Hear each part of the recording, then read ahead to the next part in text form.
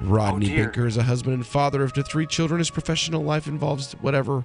Libertarian Party of Indiana, Vice Chairman, Libertarian Party of Johnson County, Marketing Director. Oh, okay. So the guy who wrote this, who posted this, bio at the bottom of it. yeah, is the party's marketing director. So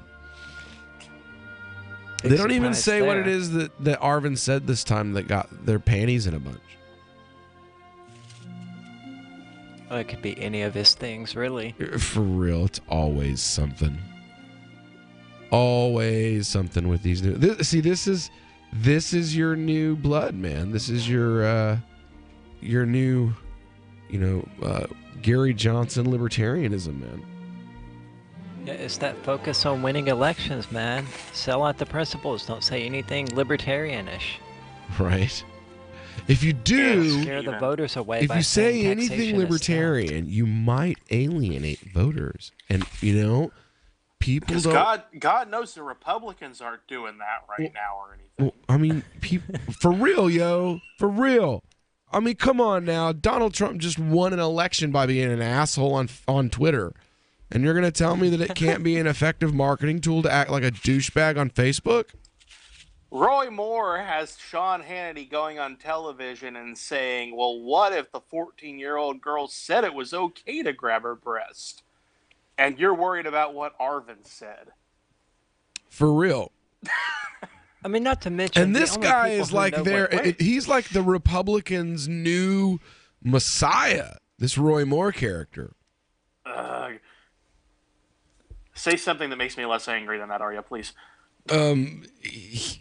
Roy Moore is becoming the Republican Party's new messiah. That's the reason why you should either A, leave and join the Libertarian Party with the rest of us, or just be politically unconnected and do lots of work, man. I mean, that's what I did for years, man. For years, I was just like, look, I'm not going to be involved. Nicholas Sarwark and Arvin Vahra, they're the reason why I got back in the party, and Daryl Perry.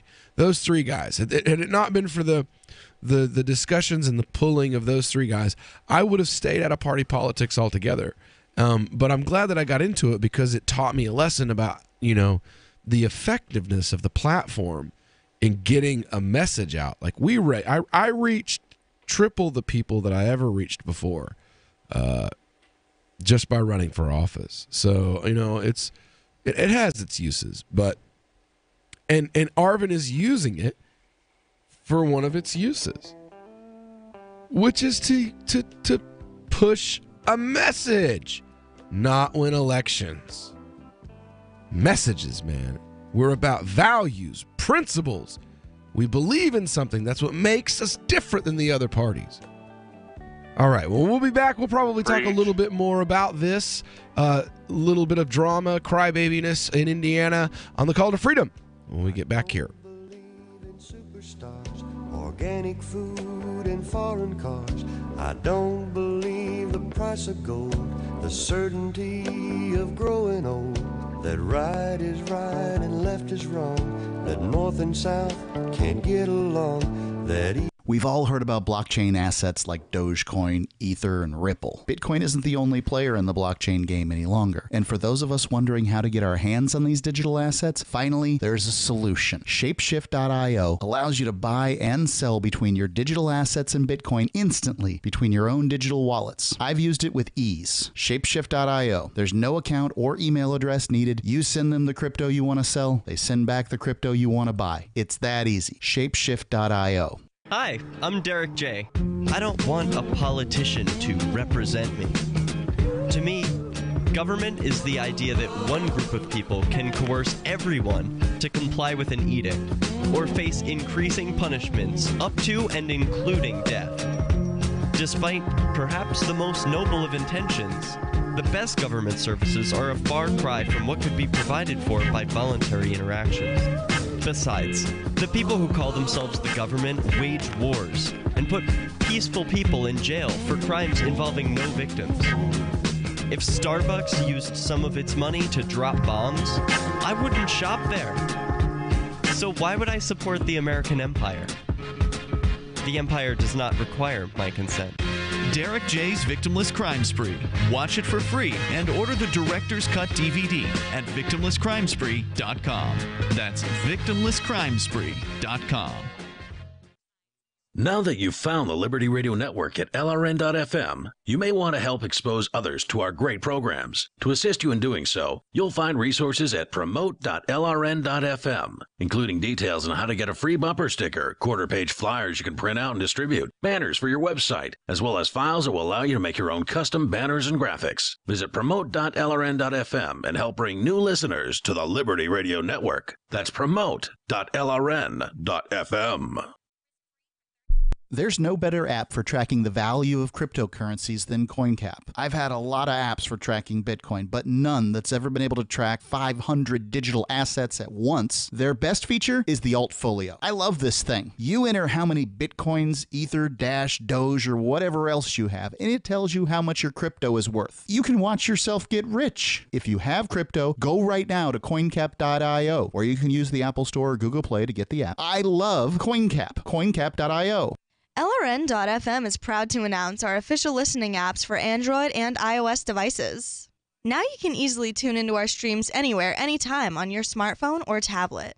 Just visit apps.lrn.fm or search for LRN.FM in the Android or Apple app stores. Please download, rate us 5 stars, then share the link on your social media and let your friends and family know how you're listening to LRN.FM. Download it now, free at apps.lrn.fm. Free Press Publications is an independent, alternative media and publishing company founded in June 2009 with the mission of ensuring a free press for the freedom movement and is committed to spreading the message of peace, freedom, love, and liberty. FPP also gives new authors an avenue for publishing freedom-oriented material. FPP brings you daily news and commentary on the website fpp.cc, as well as a daily 5-minute newscast, FPP Radio News, and weekly news, views, and commentary in the FPP Freedom Minute and Peace, Love, Liberty Radio at fppradio.com, and the monthly newspaper FPP News at news.fpp.cc. Find FPP online at fpp.cc. That's fpp.cc, as in Creative Commons. If you enjoy LRN.FM, please contribute to your favorite shows via their websites and become an amplifier at amp.lrn.fm. That's amp.lrn.fm.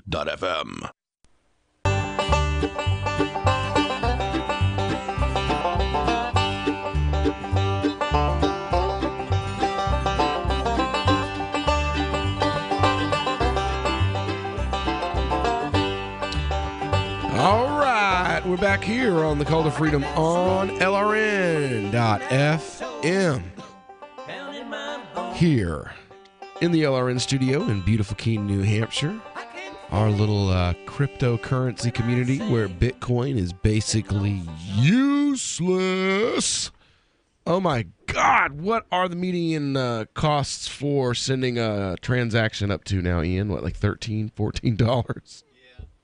It's insanity. Oh my God. Okay, so last night, right, I'm on the air with Ian and Mark. It's like 8:30, 9 o'clock. I'm watching my Bitcoin, my Bitcoin Cash, which I had taken when Bitcoin Cash was around $900. I took all of my cryptocurrency and sunk it in that because it was the only thing that was doing anything. Everything else, and Bitcoin was crashing like a stone. So I put all my money in that, and it just went to the moon. So I decided, because I had like another 0.06 Bitcoin, so just a few $100s worth of Bitcoin that was in a local Bitcoin account. And I sent it to my wallet to convert into Bitcoin Cash. So it's like 8:30, 9 o'clock last night. And as of going on the air tonight, I haven't checked my phone since I've been on the air, but as of going on the air tonight at 10 p.m., that transaction still had not gone through, and I sent it with just default. I've got one that hasn't gone through since Friday morning.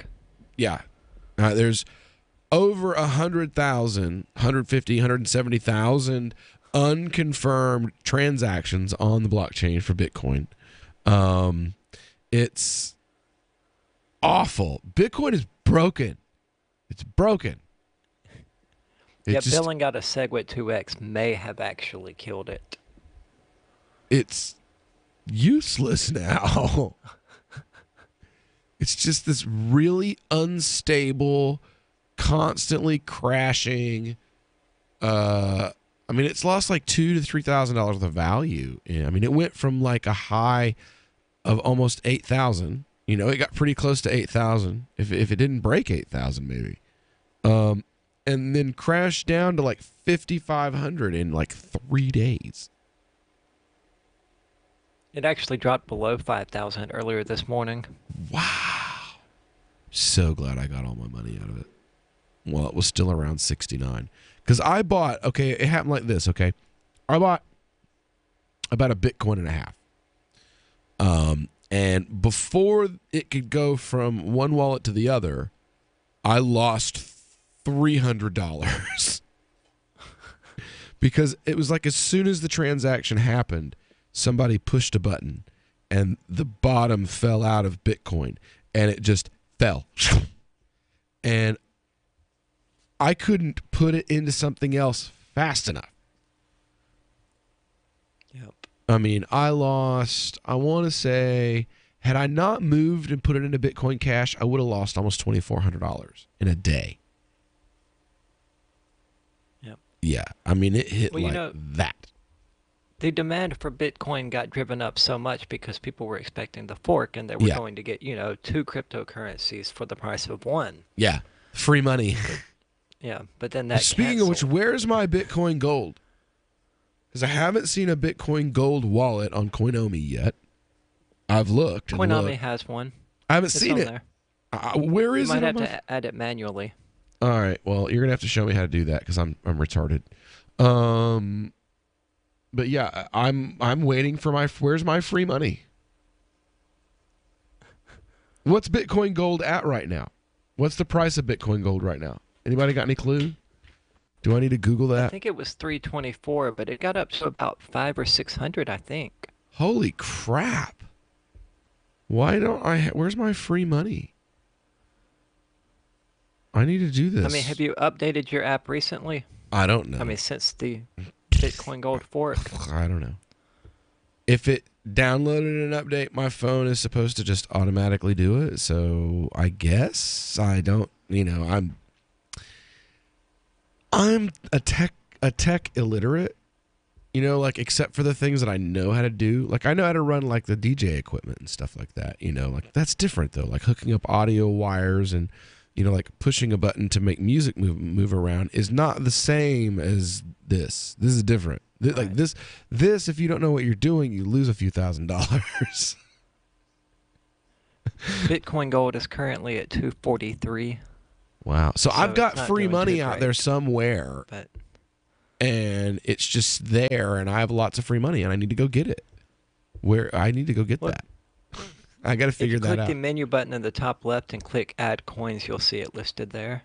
I did. I on my phone, as soon as I go get my hands on it again, I was checking all day today trying to find it, and never popped up on my phone. So I guess there's some way you can add it manually, and I'm going to have to go in and do that.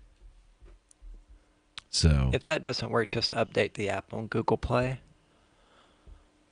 Okay, that's a good idea. Matter of fact, I may just do that. I may just go and update the app, and then hopefully that will fix whatever it is. Oh my God, I sound awful. Ugh. Anyway, so Arvind, man, this thing with Arvind Vahra, this is retarded, ridiculous, man. Like, what did he say this time? Does anybody know? Like, I'm sure it had something to do with the veterans. Oh, God. Yeah, that's right. Veterans Day was just a couple days ago. Oh, wow. I wonder why I didn't get censured, because I was pretty rough on Veterans Day on the radio. Oh, well, yeah, that was November the 11th. Maybe they did it in honor of Veterans Day. Like, that was their little, like... In honor of Veterans Day, let's bash this guy who is trying to keep us from sending them over to foreign countries to die. Good Sounds plan. legit. Why not? I mean, because he's mean about it. Well, no, I mean we're Republicans that like are okay with people that smoke pot, right? I mean, that's all the Libertarian Party is. I mean, oh, wait, no, it's not. That's a horrible stereotype that Libertarians are constantly trying to get out from and underneath of. Let's just go out of our way to validate it. That's a great idea. Great idea. You know, yeah. What could go wrong? I think people who lead the LP for the Republican Party should be unanimously condemned by the LP. People like Austin Peterson who do things like that, they should get absolutely no support from anyone calling themselves a libertarian. Austin is just doing what the delegation made very clear that they expect. The delegation made it very clear that if you want to win the nomination to go, the next step, you have to win an election with another party first. That's just the way it is, and that's what he's doing. So, all right. Well, when we get back here on the Call to Freedom on LRN.FM, and we'll be into the next story, and hopefully we won't have to deal with any more censoring of Arvin Vahra. Jesus.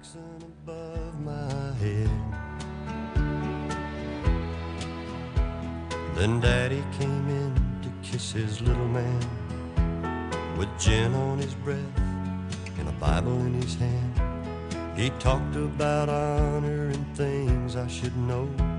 Then he'd stagger a little as he went out the door. On Free Talk Live, we're bringing people to the ideas of liberty every day. From wrestling superstars like Glenn Jacobs. You guys really are having an impact, I believe. Like I said, a lot of where I am now is due to listening to Free Talk Live. You changed my mind on some very important issues years ago. To random people tuning in on the radio. I was kind of stuck in the left-right paradigm. I heard your show by chance on a Saturday night. From there, I went on, joined the Free State Project, and become an amplifier. So, I mean, that's really the reason why I amp is because I know that if it wasn't for you guys being on as many stations as you are, I never would have found the ideas of liberty. Your amp will directly change more lives by getting Free Talk Live in front of people looking for talk radio online and on the air. When you amp Free Talk Live, you get perks like access to the AMP-only Facebook group and AMP podcast. Visit amp.freetalklive.com.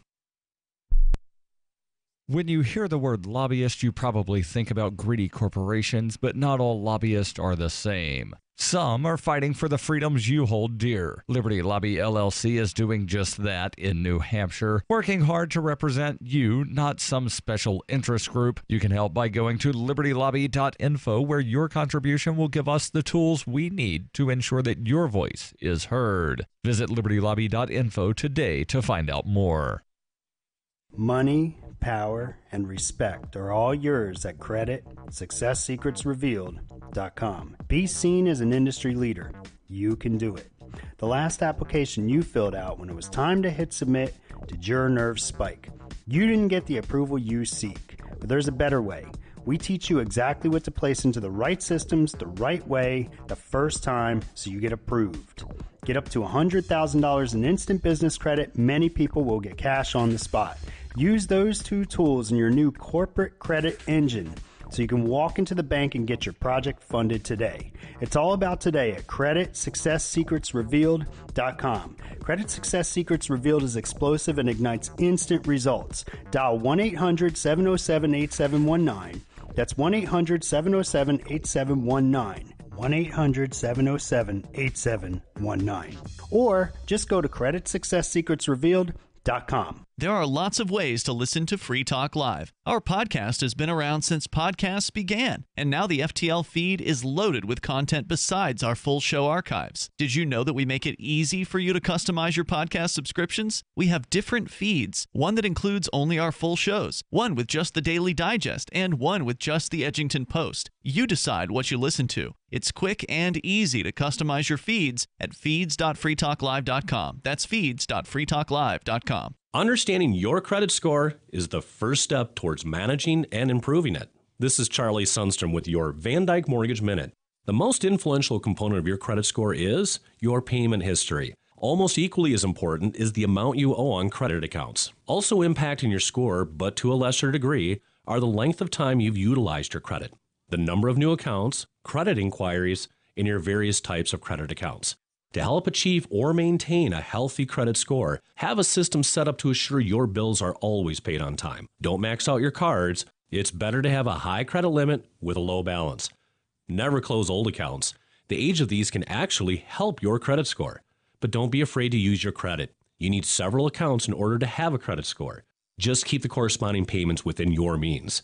For your mortgage pre-approval and refi needs, start by visiting VanDykeMortgage.com. Corporate NMLS 3035. Van Dyke Mortgage is an equal housing lender. Charlie Sundstrom, NMLS 134251.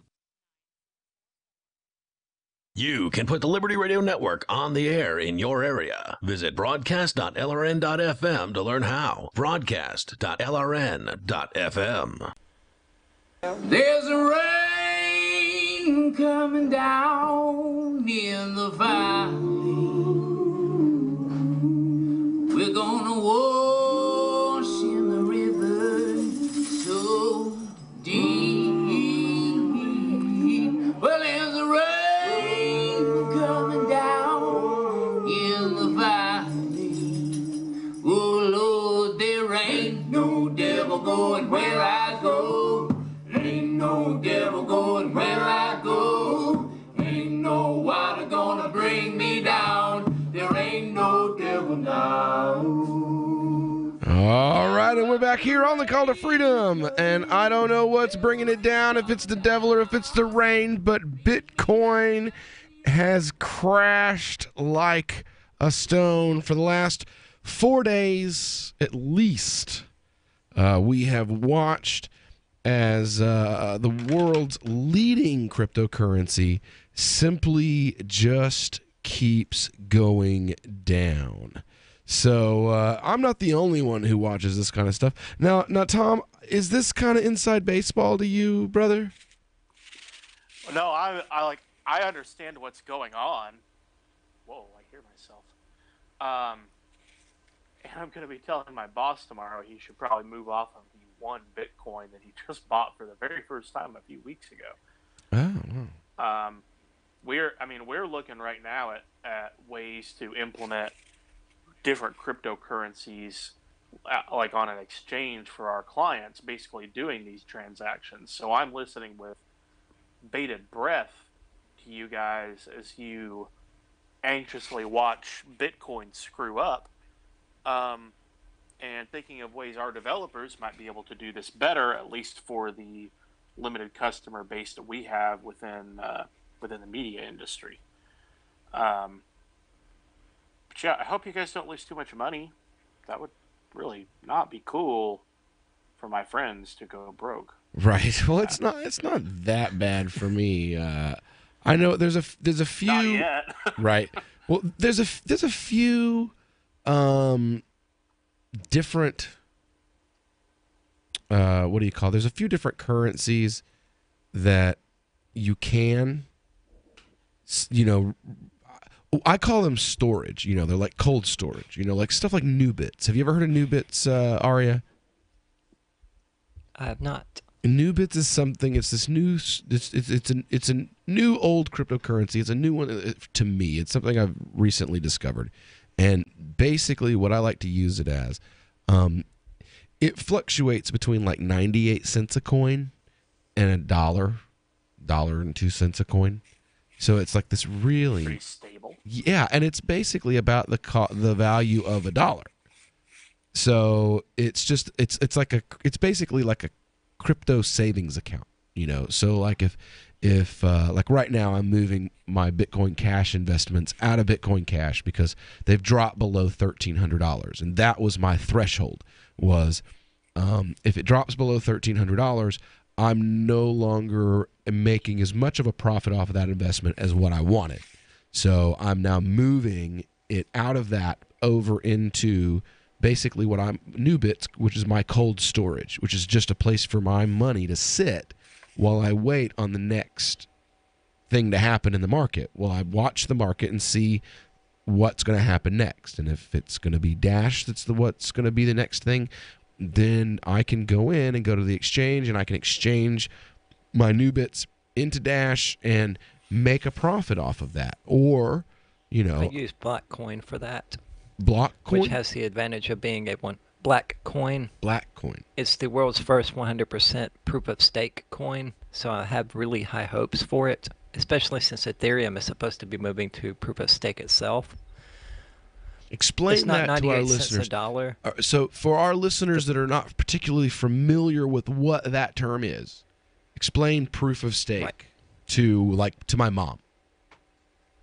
Right. Well, proof of work is what Bitcoin and Ethereum and Litecoin and almost all of them use, which is basically they had to do a bunch of calculations. It's not eco-friendly. It's a huge drain on electricity. It takes a while.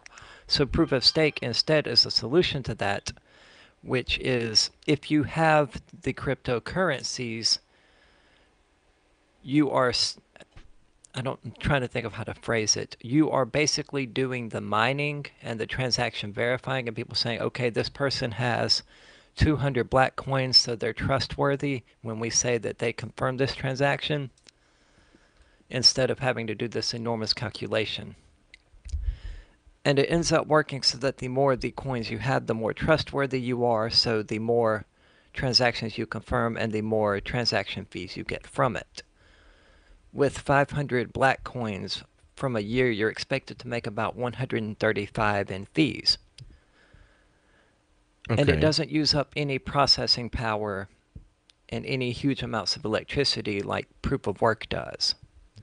So I could mine Blackcoin like with my phone, and it wouldn't use up all my data, is what you're saying, or it wouldn't use up all my processing power on my phone? As far as I know, there aren't any wallets that can handle proof of stake on mobile. They're only on PC. Like Black Halo is one of them. But yeah, they don't need a GPU. They don't use any processing power. They just sit there on the internet. Wow. And confirm transactions for you. Hmm. And Ethereum is supposed to move to that eventually. Now, is Blackcoin, is that something that I would be able to get through Coinomi, and then, yeah. Is it available? Like, what exchange is it available through? Is it available through Shapeshift? Is it available through Overly? Like, what exchange do I need to go through? It is on Shapeshift. I don't think Changelly does it. Okay. But I know that Shapeshift does. Oh, okay. And both Jax and Coinami wallets support it. Awesome. So what's your take on the Bitcoin Cash thing? Like Bitcoin Cash, it kept me like the money that I lost, because I lost, on Bitcoin last week. But because of the fact that I was able to, see what was happening with Bitcoin Cash, move all of my investments over into that, and get in on the middle of that real hard uptick. And if I'd have been smart when it hit 2,400, I would have just pulled out. But I wasn't thinking about, the drop. I was tired. I literally woke up at like 3 o'clock, 4 o'clock in the morning and picked up my phone and looked at it and it was like 24.41. Oh, wow. Maybe I'll do it in the morning. And I put my phone down, I went back to sleep, and I get up, and it's down to 16 in the morning, and I'm like, oh, man. All right, well, maybe it'll start going back up. And then it didn't. It just didn't go back up. So my cap was 13. Once it drops below 1,300, I'm pulling, and we'll just sit in storage for a while. So that's what we're doing now. We're just kind of sitting and waiting for, what's next. What's going to happen next? What currency is going to start moving? I definitely got to get in on the Bitcoin Gold thing. Maybe that's the next thing. Maybe that's the next thing you need to put your money into, because of the bigger block sizes, right? Each block is supposed to be like double the size now.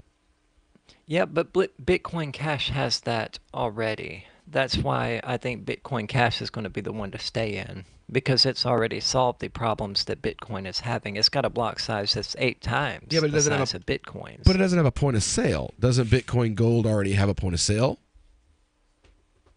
No. You mean Bitcoin Cash? No. Oh, okay. So Bitcoin Cash, Bitcoin Gold, neither one have a point of sale. So, well, I mean, okay. Here's my thing, and you know what? I'm really gonna have to get into it when we come in after the break. mean, I've got questions. I've got this view about, point of sale and, usability. And if it's not there, then I don't see it being a viable cryptocurrency personally. But we'll get into that when we get back here on the Call to Freedom on LRN.FM. Some Choctaw belted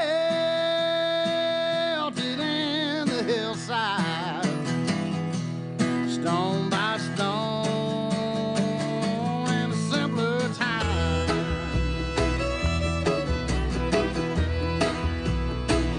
It's a holy place. Imagine, if you will, a virtual world, a symbiotic economy with its own currency, where you can barter your services with others. Symbi.com is a marketplace of real people exchanging skills and services, from web developers, marketers, video production specialists, and teachers of all sorts, to gaming consulting or fitness coaching. Symbi.com is a vast world of people trading freely. Take my word for it, it's an adventure you can't afford to miss. Simbi.com. The Free State Project has reached its goal of 20,000 liberty lovers who've pledged to move to New Hampshire and get active to achieve liberty in our lifetime. Perhaps you're trying to figure out what part of New Hampshire should be your destination.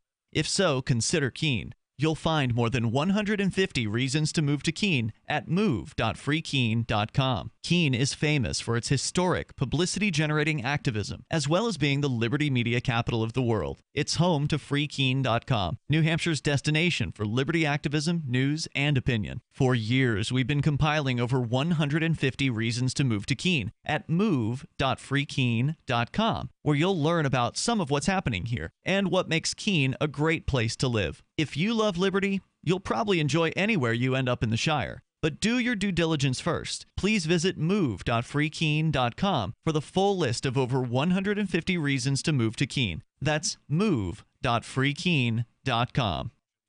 Did you know you can get news updates about what's happening with the Liberty Radio Network delivered in the way you prefer? You can sign up for our email updates at updates.lrn.fm. Plus, you can stay in the loop by joining our Facebook profile at facebook.lrn.fm or follow us at Twitter at twitter.lrn.fm. It's all free, so sign up now at updates.lrn.fm for news updates delivered to your email box, facebook.lrn.fm to follow our Facebook page, and twitter.lrn.fm to receive our tweets.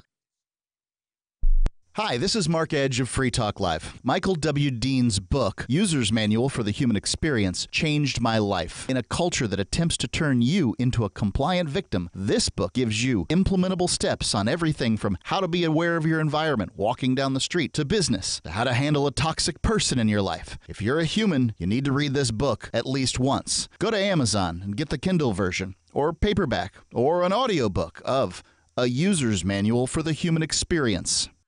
Imagine someone in your community getting in their car, turning on the radio, and hearing the Liberty Radio Network. You can make that vision a reality with your own micro radio station. Visit broadcast.lrn.fm to learn how you can put our programs on the air in your area. You can have LRN.FM running around the clock, and you can even add in your own local shows. Building a radio station is simple, but programming isn't. That's where LRN.FM comes in. Learn more at broadcast.lrn.fm. That's broadcast.lrn.fm. This is Michael Dean from the Freedom Fiends. I've run websites since 1996 and have used over a dozen web hosts in that time. AgristHosting.com is the only one that hasn't broken my heart. Agrist Hosting's uptime and service is stellar, and their DDoS mitigation is the best I've seen.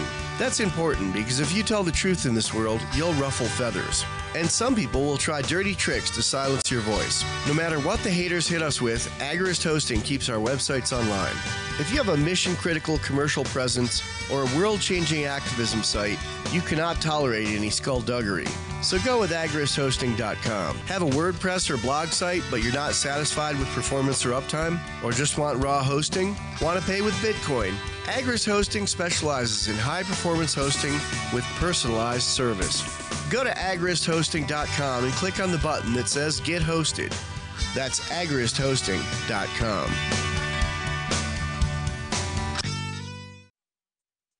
You can connect with the Liberty Radio Network via our Facebook page at facebook.lrn.fm. That's facebook.lrn.fm.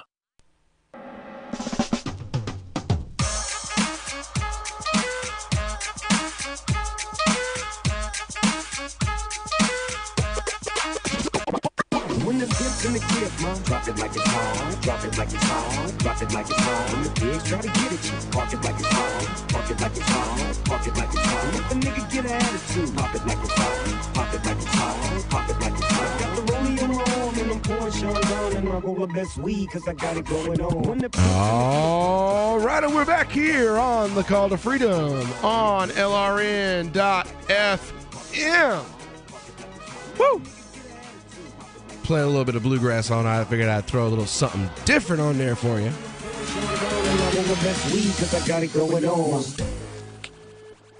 Back here for the last segment of this live broadcast on the Call to Freedom.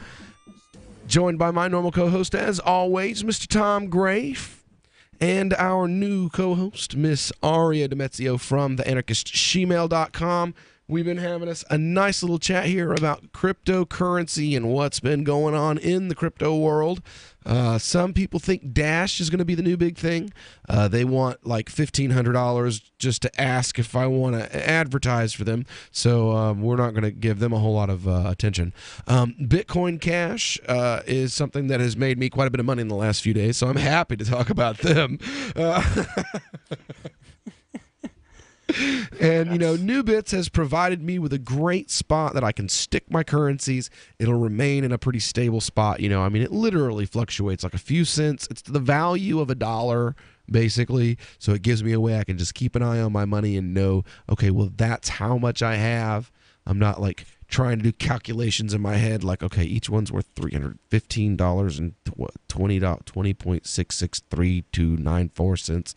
Okay, so that means that if I got opportunity to carry the 3, and oh my God, my head's about to explode. Somebody get me a calculator. You know, somebody get me a calculator, please. I need an exchange tool for every single currency. See, that would be cool. If I could just put something in that just told me, like, if there was a website that I could just about every cryptocurrency be like, okay, so this for this and this point, this much for that, and like how much everything would work together. I mean, I don't know. Hold on, give me just a second here while I go copyright that up from under you. Right. You know, one thing that I said would be a great idea, and it would, to me, I think personally, it would be better. It would be if someone came up with a Save It purse, which, by the way, excuse me, Save It purse has saved me a ton of money. I've bought books and I've bought all kinds of stuff through Save It purse. The shower head that I put in my new shower is, you know, ooh, what's this? The Malik Center received. Oh.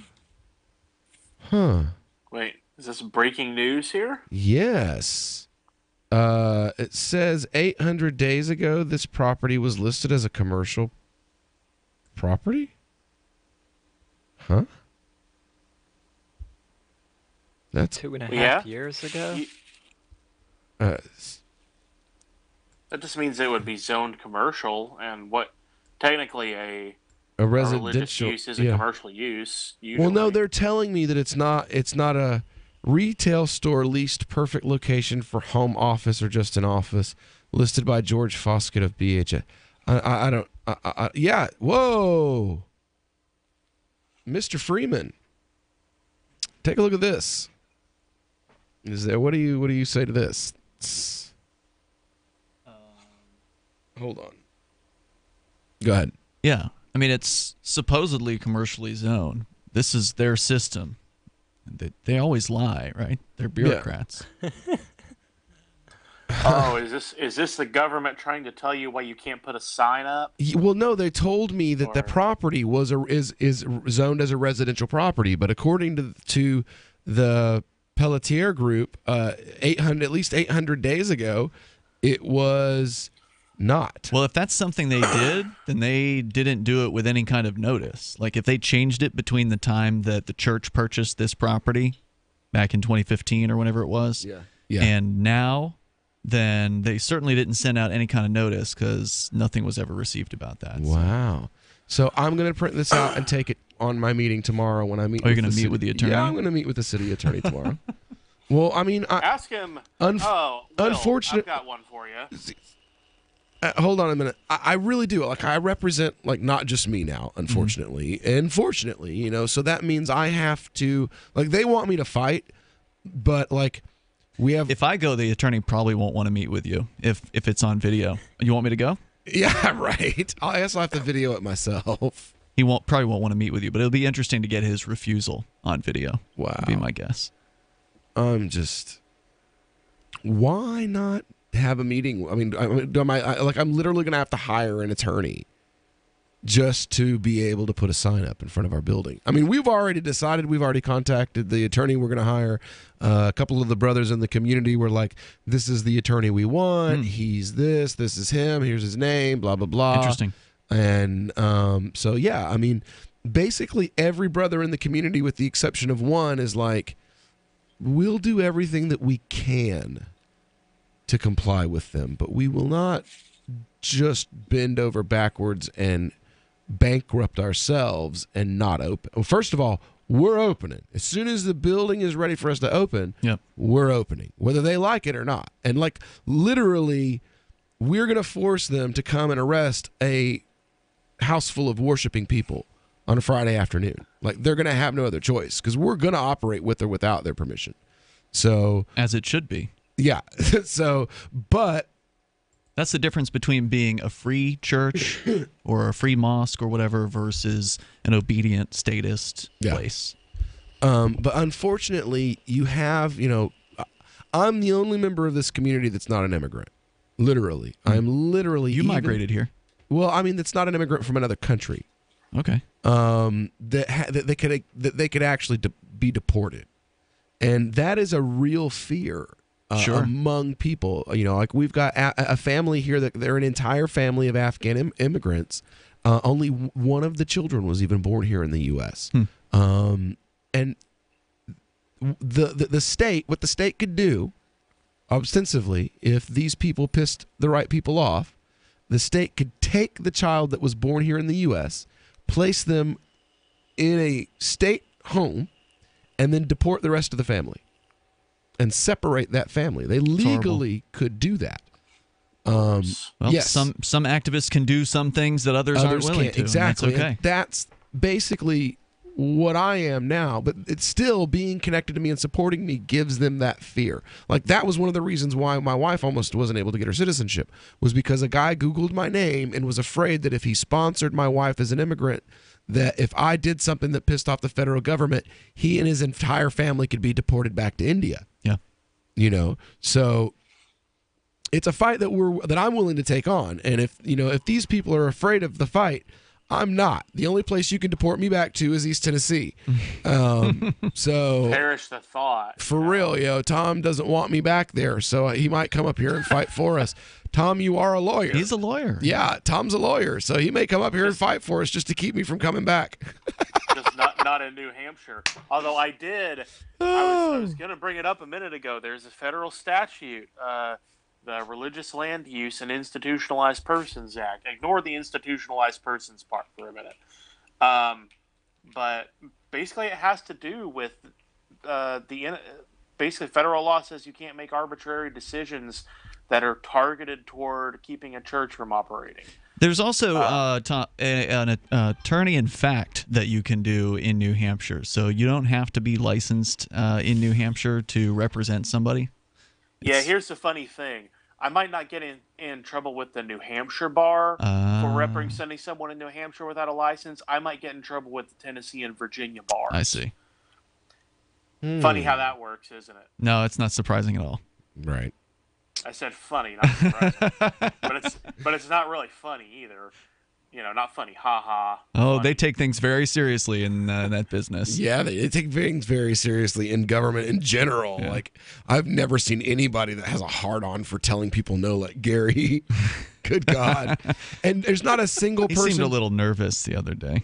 All the people that I've spoken to so far, even like they're Muslim business owners and stuff in town, they know Gary, and nobody likes Gary. Of course not. Like, who likes the guy who comes around and tells you what to do? He's known as like a guy who has a hard-on for being a regulator and a government, a government And not enforcer. the Warren G kind of regulator. The Yeah. bad kind. Ugh. All right. Well, next week, hopefully, we'll have guests and we'll have more professionalism, and we'll not probably do that ever, but, we can always hope.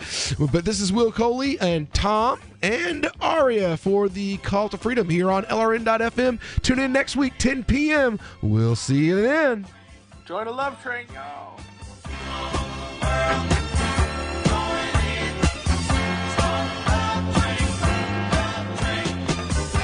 See you guys. See ya. Bye, Aria. See ya. Is spreading the message of liberty, cryptocurrency, and peace around the globe worth $2 per month to you? As you may already know, in addition to our internet feed, LRN.FM broadcasts on free-to-air satellite across North and Central America, as well as Sub-Saharan Africa. And we've been available on satellite for free 24/7 since 2010. The LRN.FM free-to-air satellite signal is reaching some of the most oppressive regimes in the world, and there's no doubt our ideas are making an impact. You can learn more about the channel's impact by watching the 3-minute video at fund.lrn.fm. If you'd like to help free minds globally with our ideas of liberty, cryptocurrency, and peace, you can donate as little as $2 per month via fund.lrn.fm. You can help us continue and expand our satellite broadcast to multiple continents. Visit fund.lrn.fm today, and thank you for your help. Don't forget to share the link on social media. That's fund.lrn.fm. The 3 most important things you can do for LRN.FM are: 1. Let your friends know you're listening to LRN.FM on your social networking profile. 2. Buy the things you buy online through shop.lrn.fm. 3. Give $5 a month to the AMP program at amp.lrn.fm.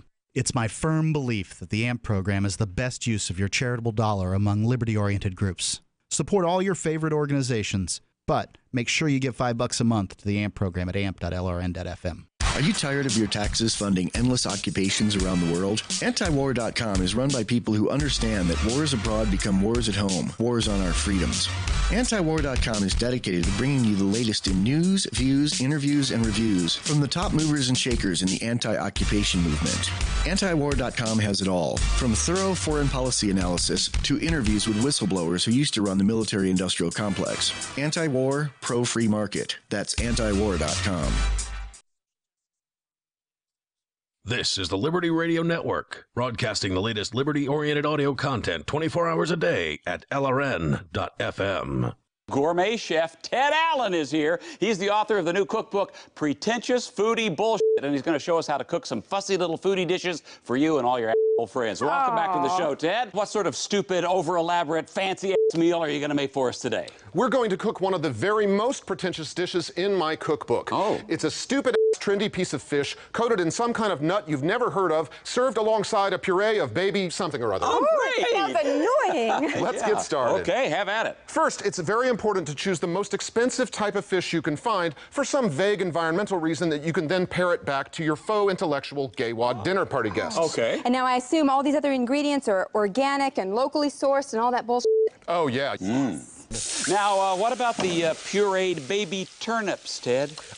You must blanch them for 30 seconds, then you shock them in an ice bath. Peel them, then boil them again with a little sugar, thyme, and a pinch of salt. This is the Onion News Network. Did you know we've taken our LRN.FM telephone listen line to a new level with the LRN.FM audio on demand line? Now you can call 712-770-8447 anytime and listen to LRN.FM's live feed. And you can listen to a bunch of our original shows on demand. Long distance fees may apply. Just dial 712-770-8447 and choose from the menu. 712-770-8447. Radio is the most personal of mediums. I exist right now in your head. If you listen to Free Talk Live regularly, you know me. Free Talk Live is on more than 160 radio stations around the U.S. and has been downloaded on every continent around the world. Hundreds of thousands of listeners with ad packages from $600 a month to $6,000 a month. Imagine what we can do for your business, project, website, or idea. Email me, mark@freetalklive.com. While our satellite channel is free to listen to, it's not free for us. You can help us cover our satellite costs with the chip-in on the right side of the page at LRN.FM. The latest edition of Remso Republic is next on the Liberty Radio Network at LRN.FM. Get more at RemsoRepublic.com. The new Patriot Manifesto is not just a rehashing of 20 million different books you've probably read before about why liberty matters. The new Patriot Manifesto is exactly the title. It's a new manifesto for the next generation of patriots. How should we look at cybersecurity, the surveillance state? Is the gig economy growing? What about self-defense, free speech, things that matter all the time, but they're aimed more towards the next generation of liberty leaders and people that want to take on the challenges of tomorrow. The new Patriot Manifesto comes out November 24th and is written by Eli Bowman. You can go ahead and find it on Facebook to get ready, and you can check out your own copy on Amazon. That's the new Patriot Manifesto by Eli Bowman. This is the Live Free and Grow podcast with your host, Jason Carrier.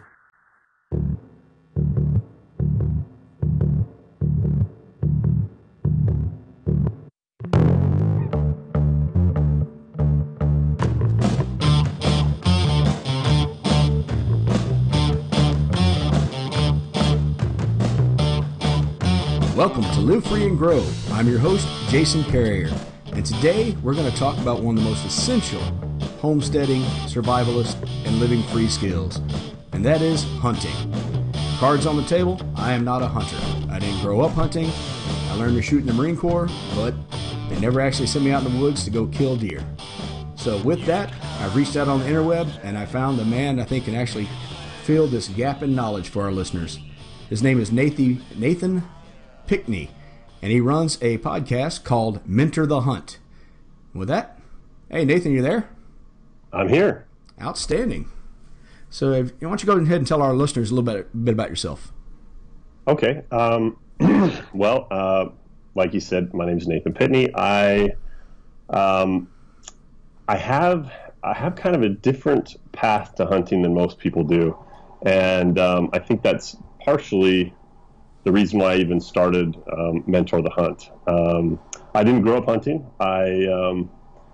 The desire kind of was always there, but it wasn't until I was married, actually, and I looked at my wife one day and I just said, "I'm going hunting," and she was like, "What is wrong with you? Like, what just happened?" And I just said it's been something I've wanted to try my whole life, and I'm just going to do it. And so for the next 10 years, I bumbled around and tried to figure out how to hunt. And I live in the Southwest. I live in Arizona, so learning kind of the Western draw style and just how to get a tag, and it's a pretty steep learning curve. And so.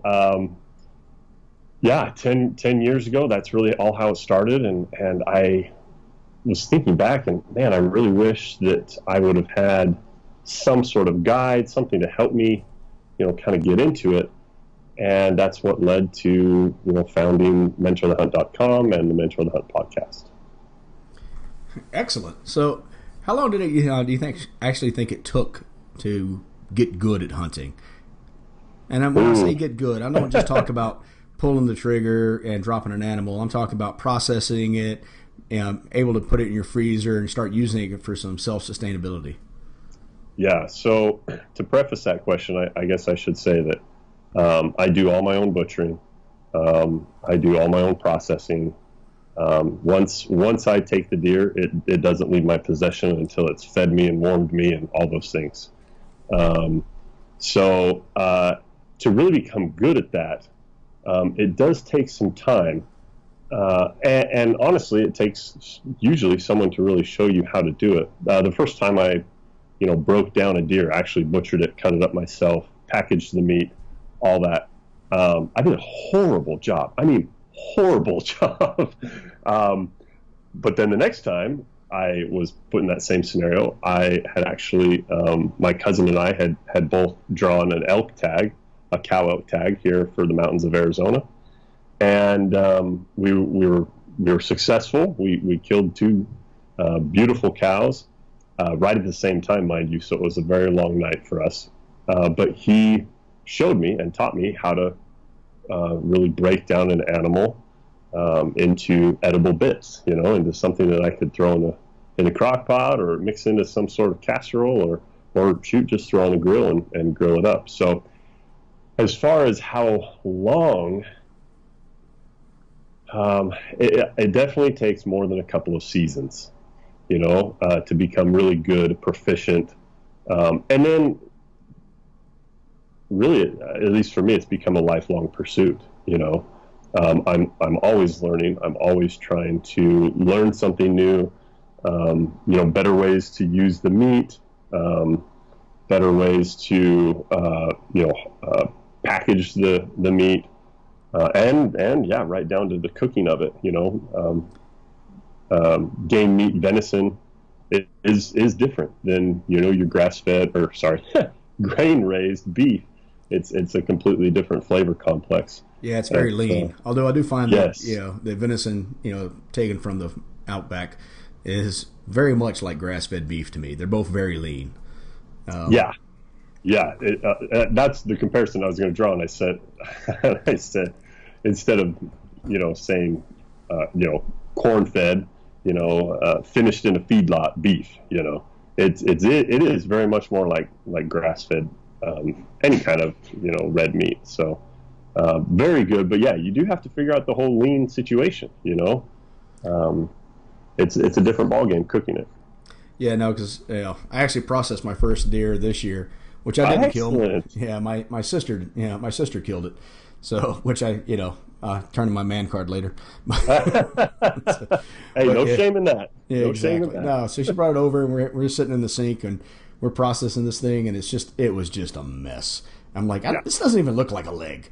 And but by the time it was done, we had a few venison steaks. I had enough for stew, and the dogs loved me the most. So yeah. So as you become more familiar with the different cuts, it really turns into. I mean, you could really draw the comparison to art form, or I now, like this year, my daughter, she's 11. This is her first time hunting. And so we're really excited for her. And she drew a doe tag here in Arizona, which is actually kind of hard to get. We don't kill off a lot of females, female deer here in this state. But we're here in Virginia, but it's mostly with our cars. Yeah, right. And, I'm really excited to process this deer because I've learned so much from even just the last time that I did it, And the last time was great. We had neck roast. We had, I really like the roasts. I really like crock pot type meals or really braising that meat. That can really add a lot of different flavor and put you in contact with more parts of the animal rather than just, I got a couple roasts, I'm going to cut the back straps into some steaks and then I'm going to grind the rest. There's a lot more to it than that. And that's something that has taken me, I'm 12 or 13 years in now. And it's taken me that long to really kind of get to that progression. Well, and the fact that you can cook, one of the things I find most amazing about, you say millennials or Gen Zers or hell, even the Gen Xer like I am, is cooking has become a lost art. So the idea that you can go out, kill something, butcher it and prepare it, and then feed yourself and your family, and that's a full life cycle there. And people seem to have forgotten how to do that stuff. Yeah, and I mean that honestly, that's now. I mean, I don't really know what my huge draw to hunting was. I wasn't, I don't think, aware enough at that, when I first started to really kind of contemplate why it is that I have to do this or want to do this. But certainly now, it is most definitely to be a part of that life cycle. I don't want a sterilized life. I don't want to. Or a saran wrapped life, you could probably say. I want to be a part of it. And this is at a very basic level. Feed myself and my loved ones, and harvest something that is pure and really delicious to eat. I mean, that's really exciting for me, and one of my main motivations now. That's pretty cool. Yeah, well, you said you didn't want to sterilize life. I often talk to my friends and other people on the podcast about we've gotten to a point where the FDA makes us irradiate our food. They wash everything in chlorine. It kills all the bacteria. And now everyone has a gluten intolerance or celiac disease. And they're selling us bacteria in the form of probiotics back because our food is so clean it's killed anything beneficial to help us digest it. Hey, make your market, right? I mean, they made a new market. But no, I completely agree. Yeah, sterilize it to the point of no nutrients, you know, and especially that's why it's so important to me to butcher my own animals, because then I know exactly what happened from, you know, the exact moment that it passed to when I put it in my stomach. You know, I know every single step, and it's completely within my control. So one of the biggest challenges I think that people have to getting into hunting, and I'll say, you know, for myself and for several of my friends, is finding that mentor, finding someone to guide you through the journey without belittling you or making you feel like a city folk.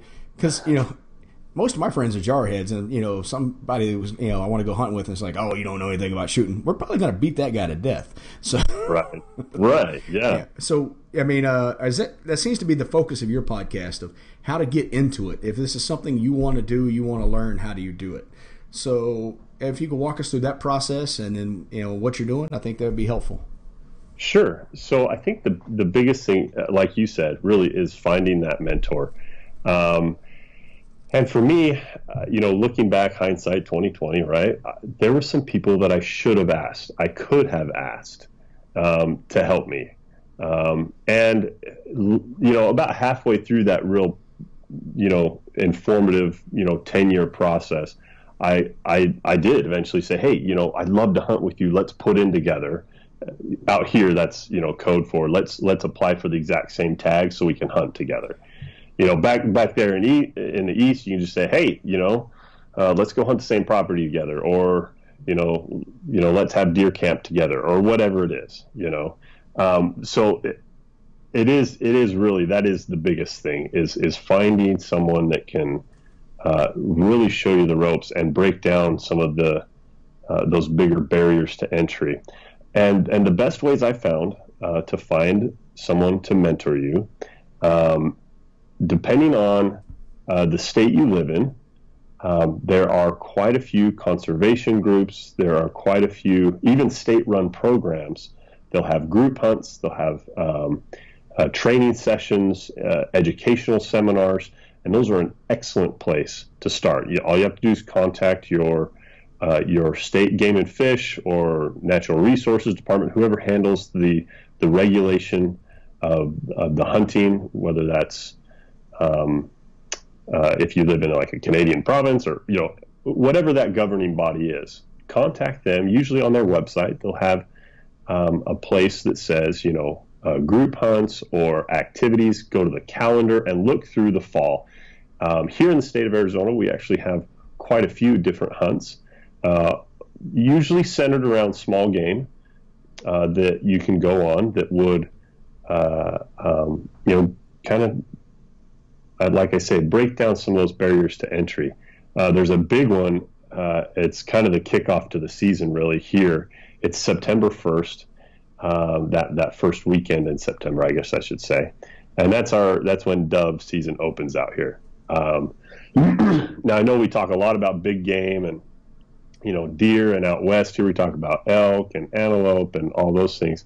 But, you know, glassing over small game, and you know, kind of not including them in the conversation really it's non-beneficial because a lot of our first experiences hunting is going to be for small game species. So a lot of those, you know, mentored hunts or group hunts will be centered around a small game species. So just because it's not going for deer, don't say, oh, I'm not going to go for it.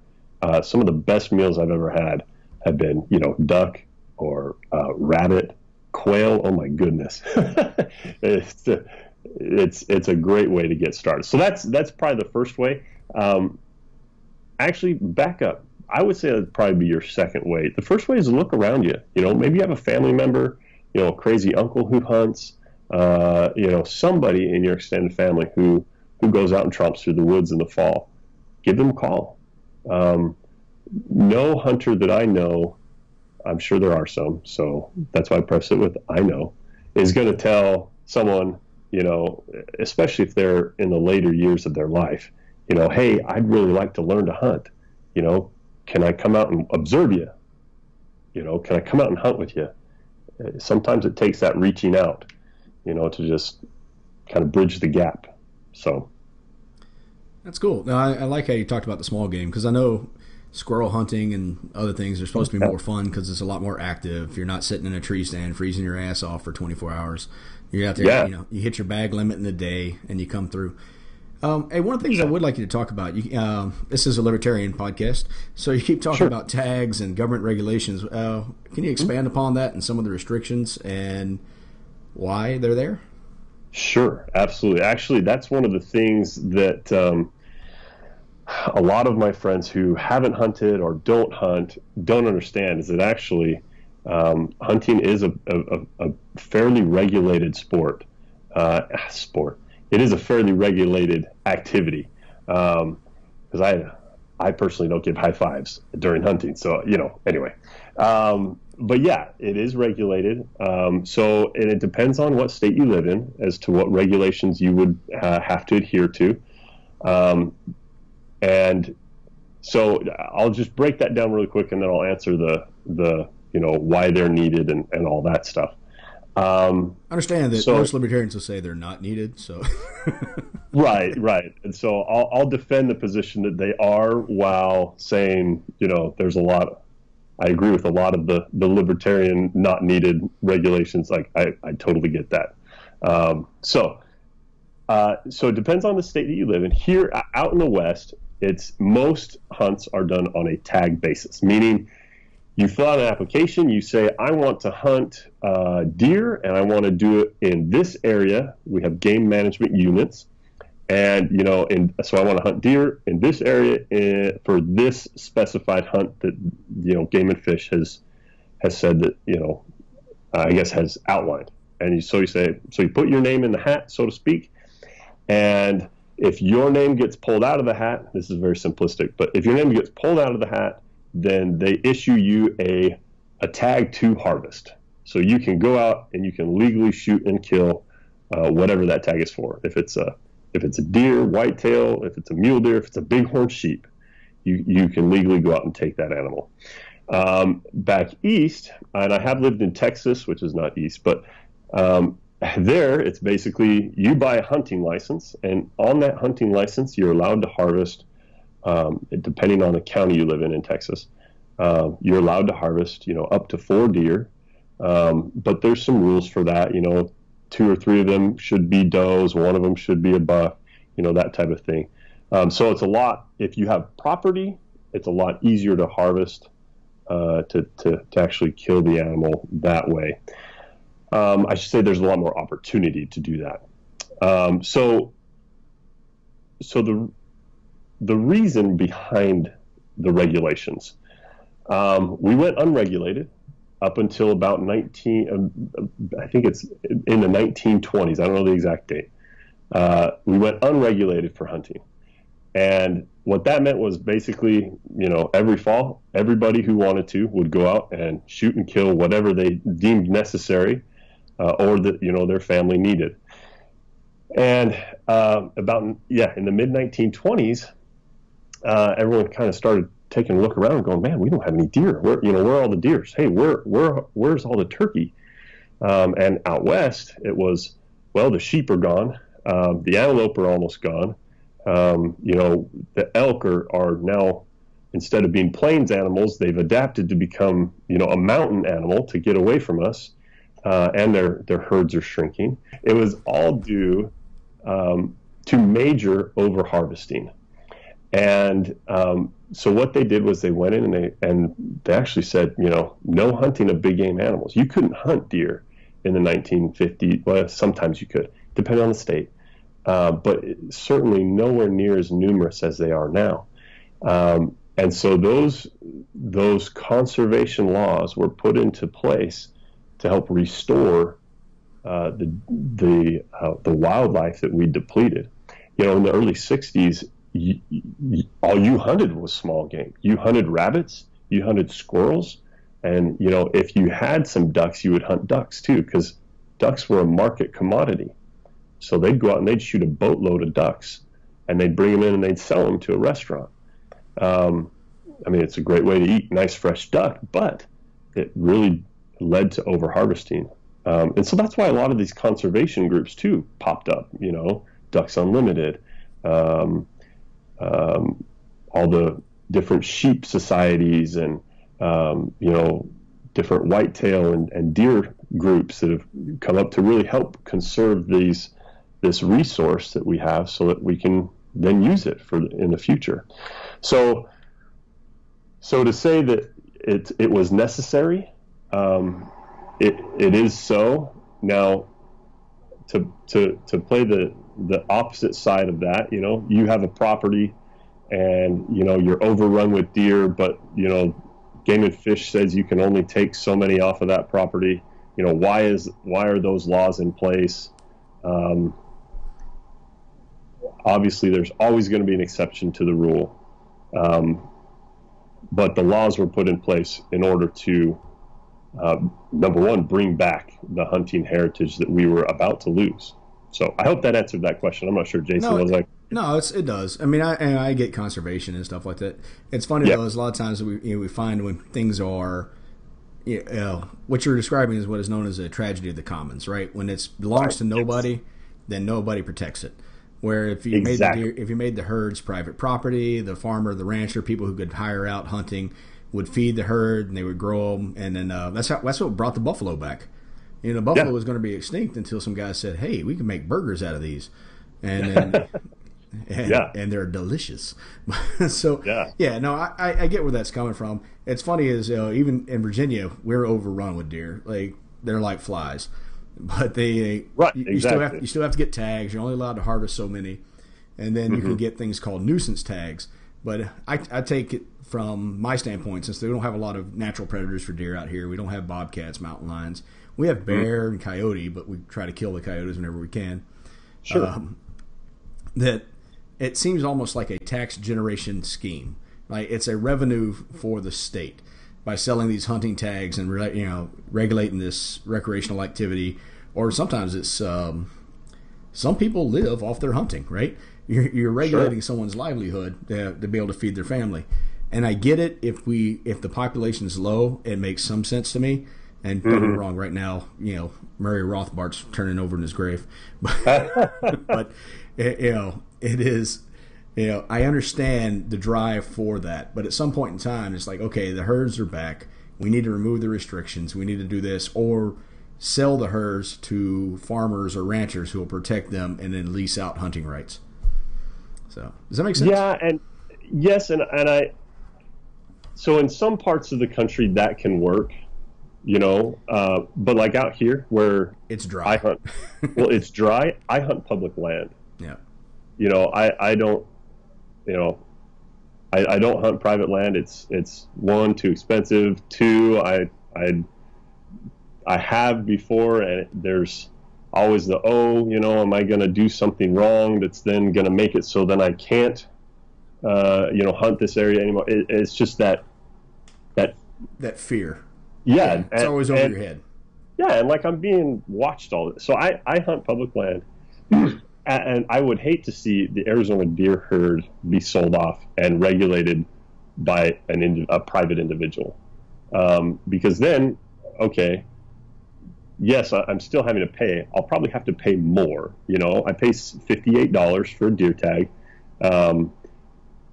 to lease hunting rights, at least in Texas. For a minimum of one animal a year, I was looking at $2,000. Are you kidding me? That seems not excessive. At all.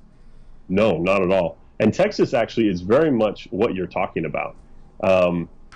It's all 94% of the state is privately held land, and so if you want to hunt anywhere, you have to get permission or lease that right from the landowner. Essentially, the landowner owns those deer. It's not written that way in the legislation, but because of the way that everything works, in order to hunt that deer, you have to pay the landowner for it. And yeah, a lease on a hunting property is at least $2,000. Wow. So while you may be able to find some ways to do it more economically, it makes it more of a rich man's sport instead of just a common man's sport, you know? And so I think there's probably ways to do it both ways, but I haven't seen it yet. Yeah, I mean, Arizona's a unique case, too. The federal government owns 48% of the land. So if they were to open that up and sell it back to, to private citizens, I think you would have a much freer option. But they don't seem to be doing that. They seem to just be buying up the West and sitting on it. Yeah. Yeah. So I get it, and I would hate for someone to say that, hey, this is public land, you can't hunt on it. It was interesting you said that the overhunting happened because of a tragedy of the commons, and I was like, okay, that's kind of cool. Yeah, that's exactly what it was. Very cool. So, is there anything else you want to talk about? Yeah.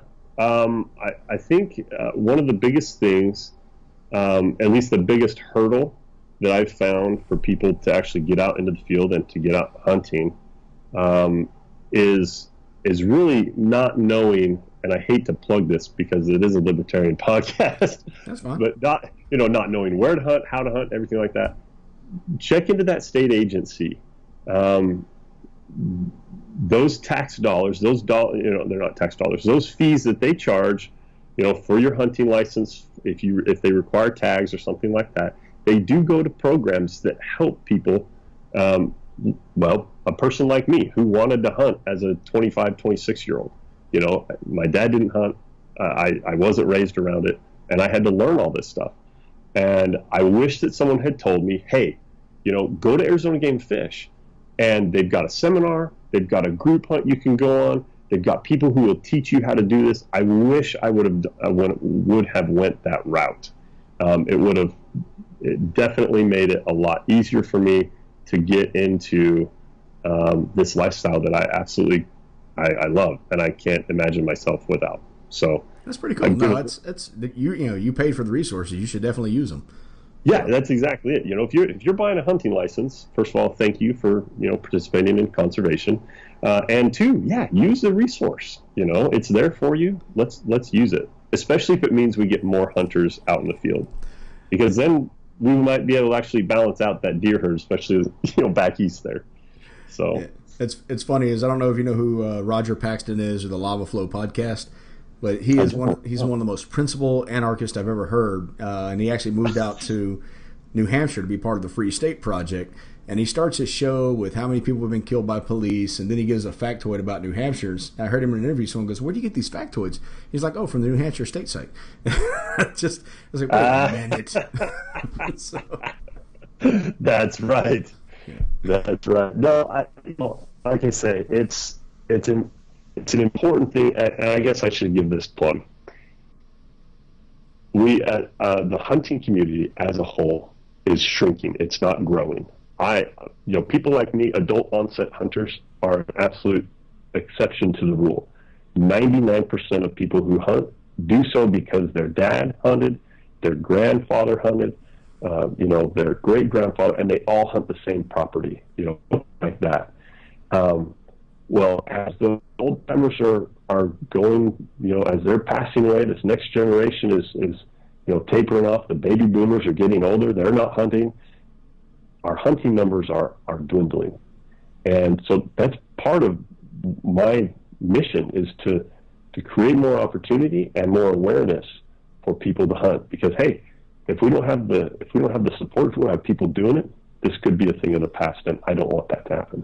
Well, it absolutely seems to be going that way. You got PETA, you got the vegetarians, you got people. It's funny is, since I've been doing this podcast, I've been talking to a ton of homesteaders and preppers and homeschoolers, and many of them aren't necessarily, they don't consider themselves libertarian, but they are absolutely in the liberty movement.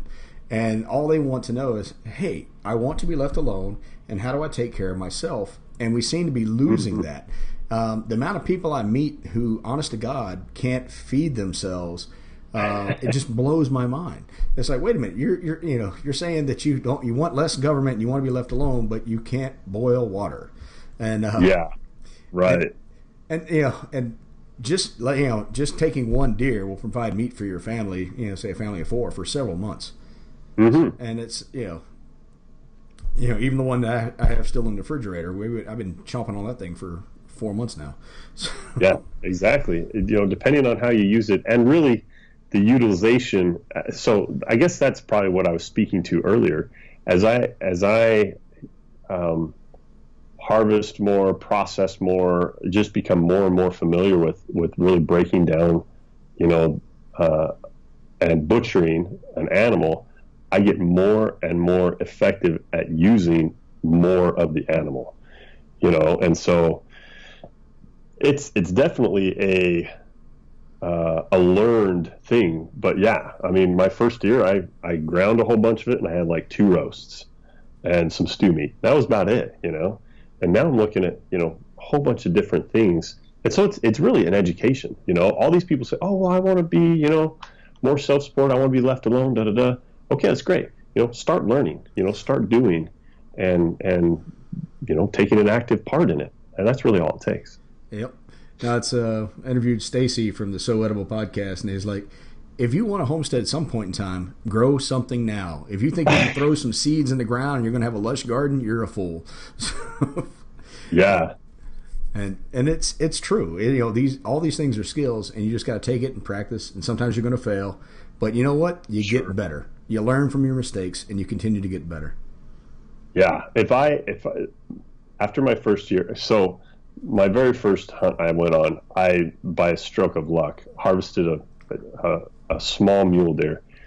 And if I had tried to hunt every hunt just like that, if I hadn't have learned anything else, I would have. In fact, it took me 5 years to then harvest my next animal, because I tried to hunt the same way, and I hadn't learned anything, And so, yeah, it really does take doing and learning and failing in order to do it. So. Yeah, no, it's funny is human beings do not learn through positive reinforcement, no matter what anything else. That is so true, right? Yep. So, all right, Nathan, let's go ahead and wrap this up. Before we go, though, tell people where they can reach you. Give me your .coms. MentorTheHunt.com and the Mentor the Hunt podcast. I'm also on Instagram at Mentor the Hunt. And I'd love to hear any good comments, bad comments, whatever. Open the conversation. Let's talk. All right, man. Appreciate it. Thank you for your time. Thanks, Jason. Time for this week's joke. It's interesting living out here on the farm, especially during hunting season. You always hear guns going off. Sometimes you see people running through the woods with spotlights committing illegal acts. But the worst is a new hunter came on my property, killed an animal, and then commenced a fight with me about it being a deer. And I'm like, Miss, I'll have you know this is a horse. She goes, no, it's a deer. And finally, I just gave up. I said, fine, let me just get my saddle off it. Well, there you have it, folks. That wraps up our interview with Nathan of the Mentor the Hunt podcast. Hunting is not for everyone, but it is an essential skill, and you should know where your food comes from, and if need be, how to provide for yourself. If you like today's episode, please go to iTunes and leave me a 5-star rating and some comments. It's nice to know people are out there listening. It also helps us grow the show so we can bring more content to you. And don't forget to follow the show today on Facebook at Jason Carrier or on Twitter at Live Free and Grow. Until next time, I'm Jason Carrier. Live free and grow. Stay up to date with the latest news and updates by visiting RemzoRepublic.com.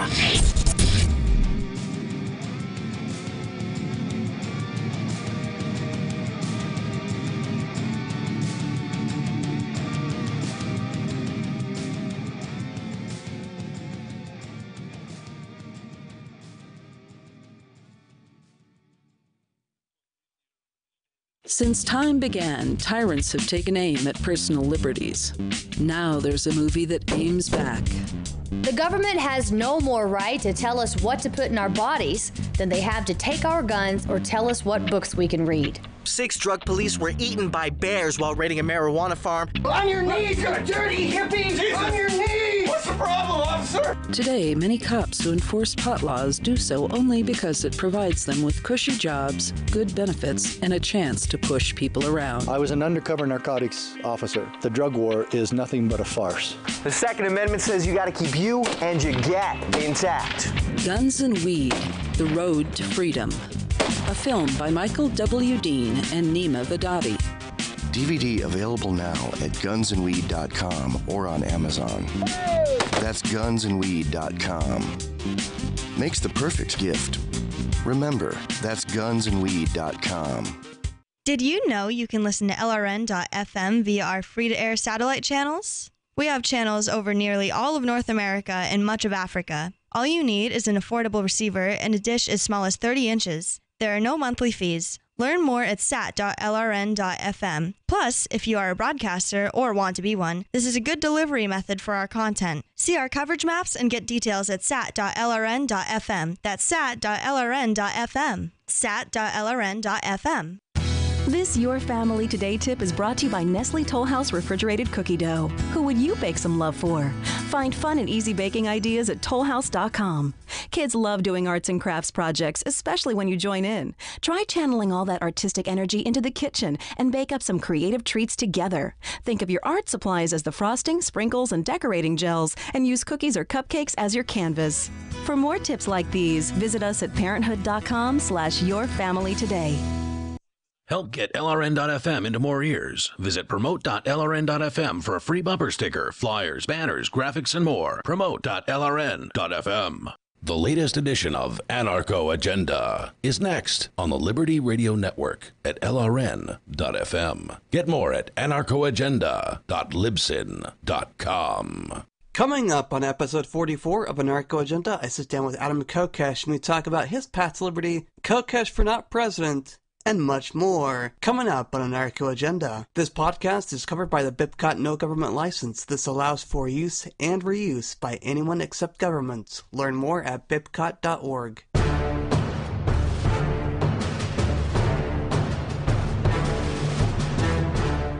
With my experience in libertarianism, I've had the opportunity to actually meet a great liberty activist. Adam Kokesh is joining me on episode 44 of Anarcho Agenda. I am Riley Blake. Adam, welcome to Anarcho Agenda. Thank you so much, brother. It's an honor. So, you are doing a really interesting campaign, Kokesh for Not President. What can you tell us about that? Well, right now we say I'm running for not president, primarily because we're not filing FEC paperwork yet. But it's also more accurate to say that I'm running against the presidency itself. What I am doing with this campaign is turning the United States presidential election into a referendum on whether or not the federal government should be allowed to exist at all. So my platform is the peaceful, orderly, and responsible dissolution of the entire United States federal government, taking all of the agencies and either spinning them off as independent entities, liquidating them to pay back the American people, or localizing them to 50 independent states plus territories. That would be really interesting to see. How long do you expect that disillusionment to take? Well, that's a really good question. Now, the mechanism by which we achieve this is one executive order. So I go in on the first day and resign from the presidency to become custodian of the federal government, essentially making myself a bankruptcy agent. And with this executive order, we appoint secretaries, but not secretaries, custodians of each agency, each federal department, for the purpose of carrying out a process that is preordained, laid out in this executive order in as much detail as possible. So when the American people go to vote, they will know exactly what they are voting for. And it's not for me to be president, it's for this specific executive order to determine the process by which the federal government will be dissolved. So to answer your question specifically on the timing, most of the federal agents or federal employees can go home right away. You know, they don't need They don't need 2 weeks notice. They're going to get almost 2 months notice from the election until, from November to January swearing in. And I think that's more than enough time for them to make the necessary adjustments, for states to be in a position to start this process, to hire people if they needed to take on certain functions. So with the executive order, the federal government is immediately declared of no authority. So all of its laws are moot, unenforceable, and they have no teeth whatsoever. And the federal government becomes a custodial agency. So the process, that's the first major step, right?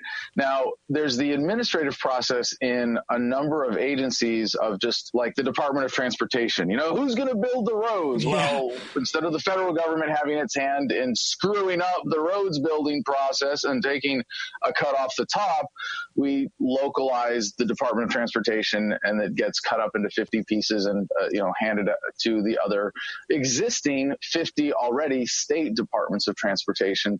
Not that complicated. And by the way, this concept of localizing government is the future for the freedom movement if we want to be a political force instead of a debate club. It's the everybody gets what they want strategy. You want government to do something, as long as it's in your state, in your community, that's fine. You just don't get to force it on other people, right? So that part of the process, that is the sort of intermediary administrative process, is probably going to take 2 to 3 years. The long-term process, or rather processes around this, however, may take in one case, I will say indefinitely, and this is with the records, because we get to release all of the records. Everything that the government has been keeping behind closed doors, it all gets released to the public, with the one caveat that we have to redact private information that shouldn't be released. And so we need a responsible agency for this. What I'd like to see with that is the Library of Congress, and I don't know, it might not be the most appropriate agency, but it's one option, that the Library of Congress gets a little endowment and they become the keeper of these records for the purpose of releasing them as appropriate.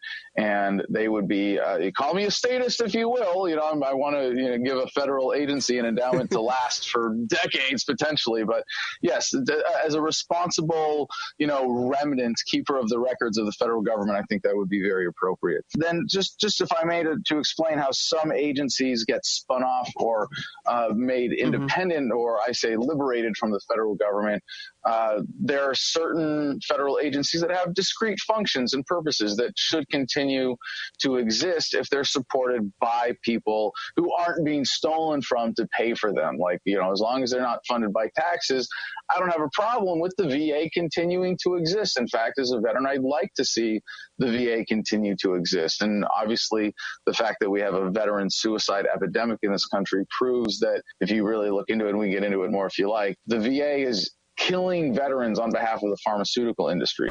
So we give the VA an endowment, spin it off, give every veteran in America one ownership voting share, and then you're not going to have the same problems. But there are a lot of things like that happen sort of within that 2 to 3 year time frame. Then there's the bigger challenge of liquidating all of the federal government's assets, and that may take up to a decade. But as we do that, as we liquidate the assets, they go to fund Social Security until the money runs out. That's how we repay the real debtors or the real creditors of the American government, the American people who have been stolen from. We're disowning the debt as we know it as the U.S. federal government's debt to foreign banks, foreign corporations, foreign governments. We're walking away from. And that's something I think the American people should be really excited about, because right now, when we pay taxes, a lot of it is to finance this debt that doesn't serve any of us. Right. So the process of dissolving the military is also one of these longer processes that may take a couple of decades potentially, but it's still a pretty straightforward process, and I can give you the gist of it in about a minute here, which is the first thing. You bring all the troops home from abroad. close all the foreign military bases, liquidate those assets. That's pretty easy, right? It's still a major logistical undertaking. It may take several years, right? And it probably will. But if we say, look, this is what we have to do, I would hope that the bulk of that could be accomplished within the first year at least. Then what we have to do is separate what are legitimate defensive weapons from what are only offensive weapons. What are the weapons of the militia, of defending, versus the weapons of empire and conquest. So I can't tell you exactly where that line is going to be drawn, but nuclear weapons, wrong side of that line. Drones, wrong side of that line. Long-range bombers, wrong side of that line. All of those things, nuclear submarines, these things that are clearly only offensive weapons, they get de-weaponized and turned to productive industrial purposes that actually meet human needs. So how is that going to happen? First, they have to be de-weaponized. Then there has to be a process of deciding how we get the maximum value from them and what's a fair way to distribute them so that you're not creating the opportunity for, re-weaponization of those assets without some broader system of consent in place first. The question I have is, if you de-weaponize the ships and whatever you're de-weaponizing, what's to stop a foreign government from coming to attack a nation that may appear defenseless? Well, we're not defenseless. In fact, we're better defended. And this is one of the most important things of this campaign. And I'm really excited that so many veterans and even active duty members of the military on this tour that we're on have come out and said that they want to support this.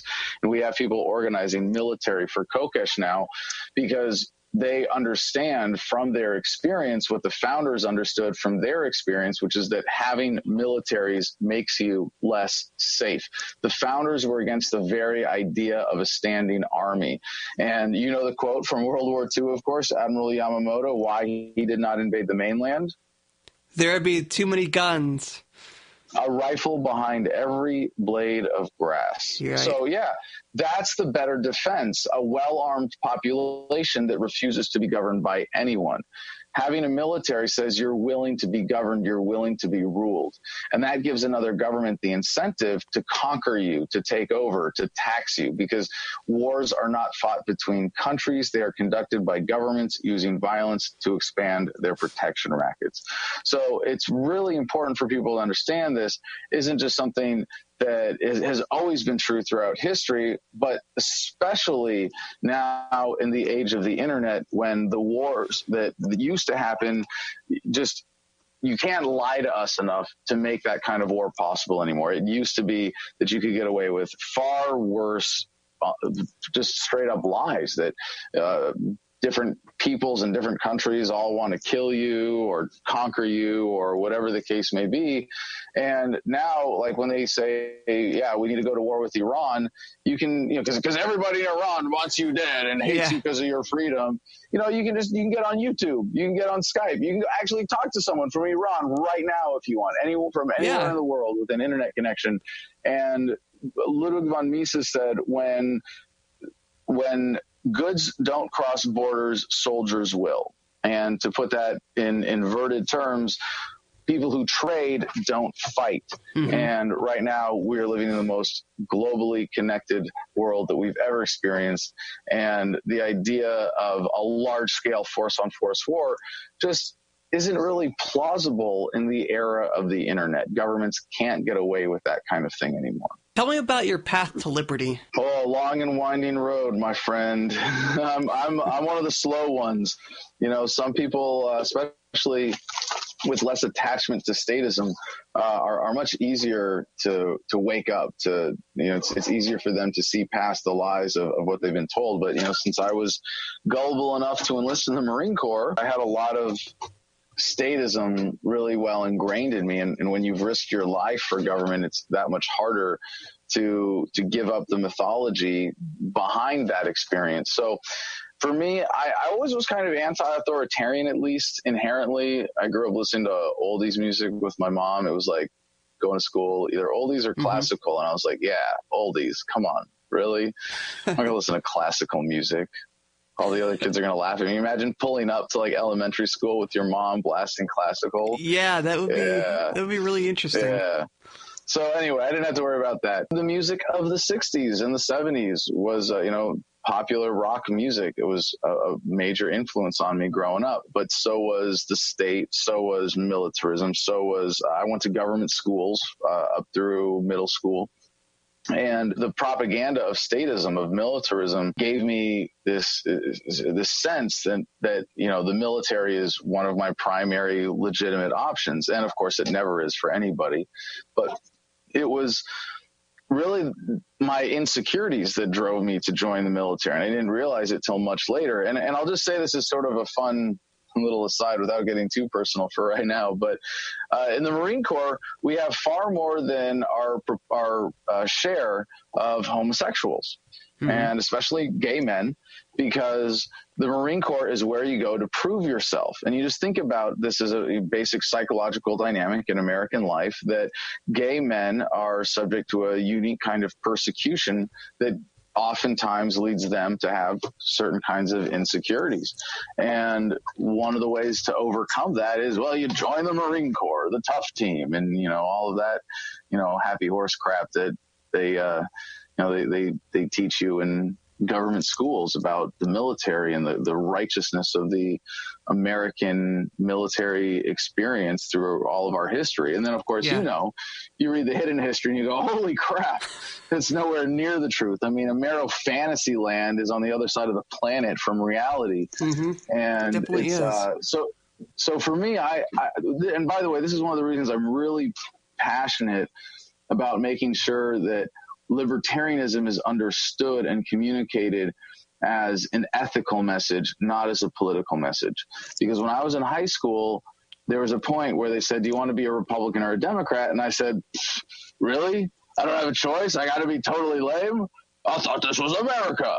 And then they said, okay, well, you can be a libertarian. There's these crazy people over here who like to be left alone. And I was like, yeah, leave me alone. That's me. And so from the Libertarian Party, I got this idea of libertarianism being socially liberal, fiscally conservative. And that didn't stop me from joining the Marine Corps, volunteering to go to Iraq, and torturing people when I was in Fallujah. And that's why I think what really needs to be communicated is that libertarianism is a message of ethics. It's about self-ownership and voluntarism and the non-aggression principle. And it just so happens that when you apply ethics consistently to politics, you go, oh, crap, government shouldn't exist at all, or at least it should be voluntary, in which case it would technically not be government. But then anyway, so for me, going back, I went through a long, slow process of waking up, because it was when I got back from Iraq. I joined Iraq Veterans Against the War, and I was surrounded by lefties, and they were honest, well-intentioned, smart people. And I couldn't deny that and dismiss them. But as a libertarian, I knew that I was right about everything. I just had to prove it. And I really wasn't satisfied intellectually with that a lot of our conversations came down to differences of opinion. So like I imagined, when I was debating education with some of these guys, I actually remember some of these conversations that we had, and like, okay, so we all genuinely care about American children having the best educational opportunities available to them. Why can't we come to a clear, obvious agreement on this? Like, why is there not a scientifically provable, objectively true answer to these questions? And that's what led me to wanting to make my worldview more consistent. And that's how I came to philosophical libertarianism, kind of slowly through that process, watching a lot of documentaries, America, Freedom to Fascism, even Zeitgeist was helpful in my development, reading a lot of books. Mary J. Ruwart's Healing Our World in an Age of Aggression is a great one, reading a lot of Ron Paul during that time as well. And then I ran for Congress in New Mexico in 2010 as a Republican, because Ron Paul wanted me to run as a Republican and endorsed me in that race because he was only supporting Republicans. So as part of that strategy, I joined in for one cycle and definitely did not enjoy the Republican Party part of that experience, and much happier. I've been a lifetime member of the LP since I got back from Iraq. First time I could afford $1,000 membership for a lifetime for the LP. That's when I got it, and highly encourage anybody to do that who can, to support the party that way.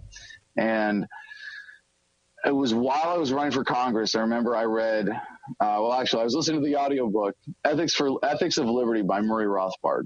And that was the book that finally did it for me, that made me an anarcho-capitalist, voluntarist, and really made it all fit together for me. Of course, I hate that term, anarcho-capitalist. It's like the two worst possible words to describe what we're talking about, crammed together into one term guaranteed to offend everybody. Right, and there's also misconceptions about what the term anarchist is, because a lot of people think that anarchists are these violent people in the streets, when as an anarcho-capitalist, you would use it differently. Yeah, absolutely.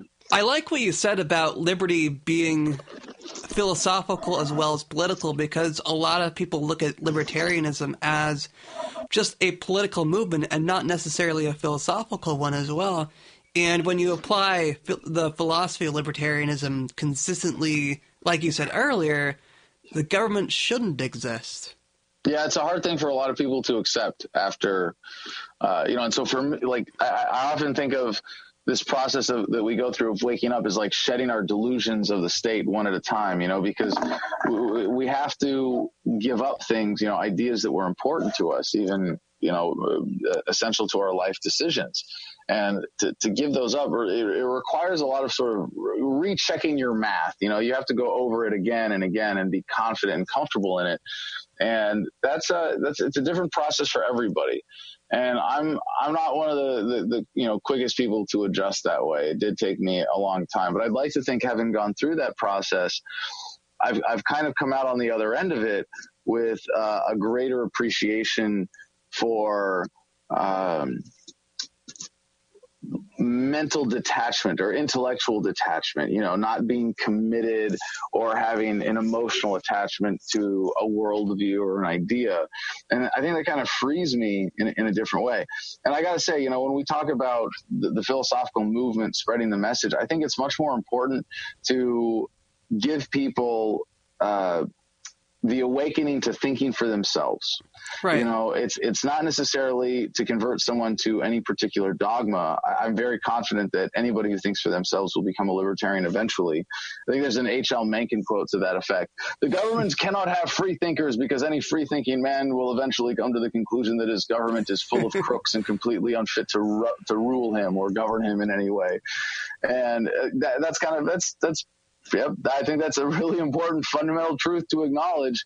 And I look at the way society is evolving, the internet, how that's changing the paradigm and encouraging many more people to think freely, to be entrepreneurs, to live more freely, to be the alphas of their own lives, to be the masters of their destinies, the creators of their own worldviews, as opposed to just accepting what they've been told. I mean, this, talk about a philosophical movement. It's more fundamental than that. It's a technology-driven self-empowerment movement that, by the way, some of us are manifesting in the realm of politics to render government completely obsolete.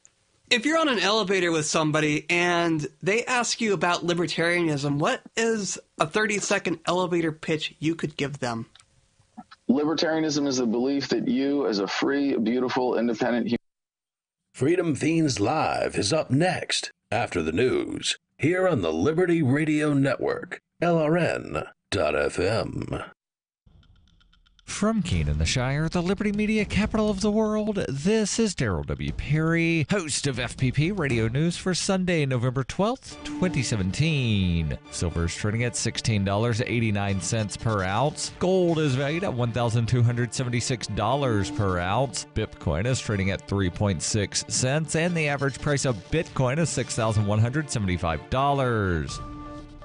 Antiwar.com reports Russia's lower house of parliament is advancing a measure which will allow the Russian government to take moves to label certain U.S. media outlets as foreign agents under law, forcing them to disclose substantial information about their operations within that country. Details are still scant, but the move is described as being meant to take similar measures as those by the U.S. Department of Justice, which has ordered Russia's RT to register as a foreign agent. Russia has threatened retaliation before over the move against RT. The suggestion of it being similar is that the move will likely target Voice of America and Radio Free Europe, media outlets which are organized as quasi-independent government media in virtually identical ways to RT. U.S. officials accuse RT of being part of an effort to sway U.S. elections because they covered a debate involving minor party candidates, a debate which mainstream U.S. media outlets would not cover.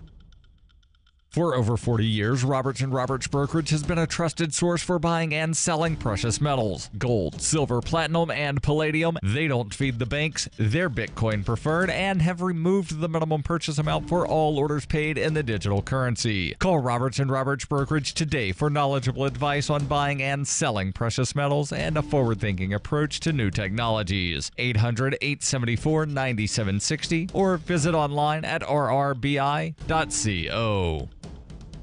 UPI reports 8 guests and 1 worker at Disneyland have contracted Legionnaire's disease, prompting the Anaheim, California theme park to close a pair of cooling towers. According to the Orange County Healthcare Agency, in addition to the 9 cases, 3 other people who live in or traveled to Anaheim developed the disease. The 12 victims range from 52 years to 94 years old. Orange County Healthcare Public Information Officer Jessica Good said 10 of the people were hospitalized and 1 person with additional health issues died despite not visiting the park. 55 cases of the disease have been reported this year in Orange County. About 3 weeks ago, the U.S. Centers for Disease Control and Prevention notified county authorities of several cases of the disease among people who traveled to Orange County in September. By the end of October, Disneyland learned of the cases. On November 3rd, Disney informed the health agency that routine testing had detected elevated levels of Legionella bacteria in 2 cooling towers a month earlier. The company said the towers, located in a space more than 100 feet from areas accessible to guests, were disinfected and returned to service last Sunday. On Tuesday, Disney took the towers down again because the health agency ordered them to verify they were free of Legionella contamination. Walt Disney Parks and Resorts Chief Medical Officer Pamela Heimel said Disney conducted more tests on all of their water towers. The type of pneumonia was named Legionnaire's disease after an outbreak of pneumonia caused 34 deaths at a 1976 American Legion convention in Philadelphia. Legionnaire's disease is caused by bacteria growing in water that can spread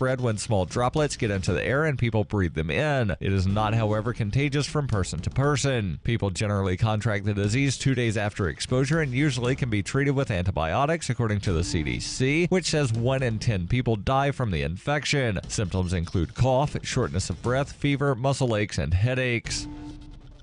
When you hear the word lobbyist, you probably think about greedy corporations, but not all lobbyists are the same. Some are fighting for the freedoms you hold dear. Liberty Lobby LLC is doing just that in New Hampshire, working hard to represent you, not some special interest group. You can help by going to libertylobby.info, where your contribution will give us the tools we need to ensure that your voice is heard. Visit libertylobby.info today to find out more.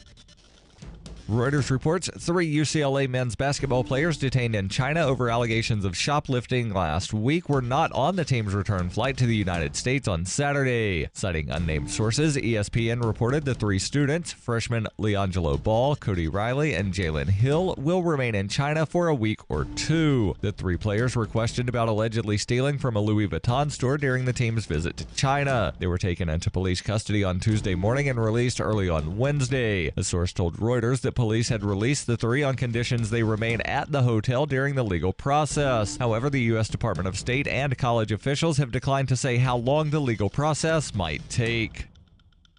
This has been FPP Radio News, online at fppradio.com. This is the Liberty Radio Network, broadcasting the latest liberty-oriented audio content 24 hours a day at LRN.FM. This is the Liberty Radio Network at LRN.FM. You're putting your name, address, credit card number, social security number, all that. You're just chucking it right up onto the internet where any disgusting degenerate can grab it. The only way to make sure that your identity is never stolen is to change it every 3 years. That's what I do. 2 years ago, I was Ellen Foxcroft, attorney at law. 3 years before that, I was Trish Homingwood, patient at the Austin State Psychiatric Hospital. And 3 years before that, I was Regina Dupree, lead singer of the soul group Derriere. And you know what? None of my identities has ever been stolen. So to make sure that your personal information stays safe, you gotta follow some simple steps. First, you're gonna need new pieces of identification, right? But don't worry, old Shelby knows a guy up in Detroit, can fix these up pronto, real cheap. Next, you're gonna have to fake your own death. But all that takes is a mold of your teeth, a corpse, and a $500 used car for setting on fire. This is the Onion News Network. You can sign up to receive the latest about the Liberty Radio Network via our email updates at updates.lrn.fm. That's updates.lrn.fm. LRN.FM.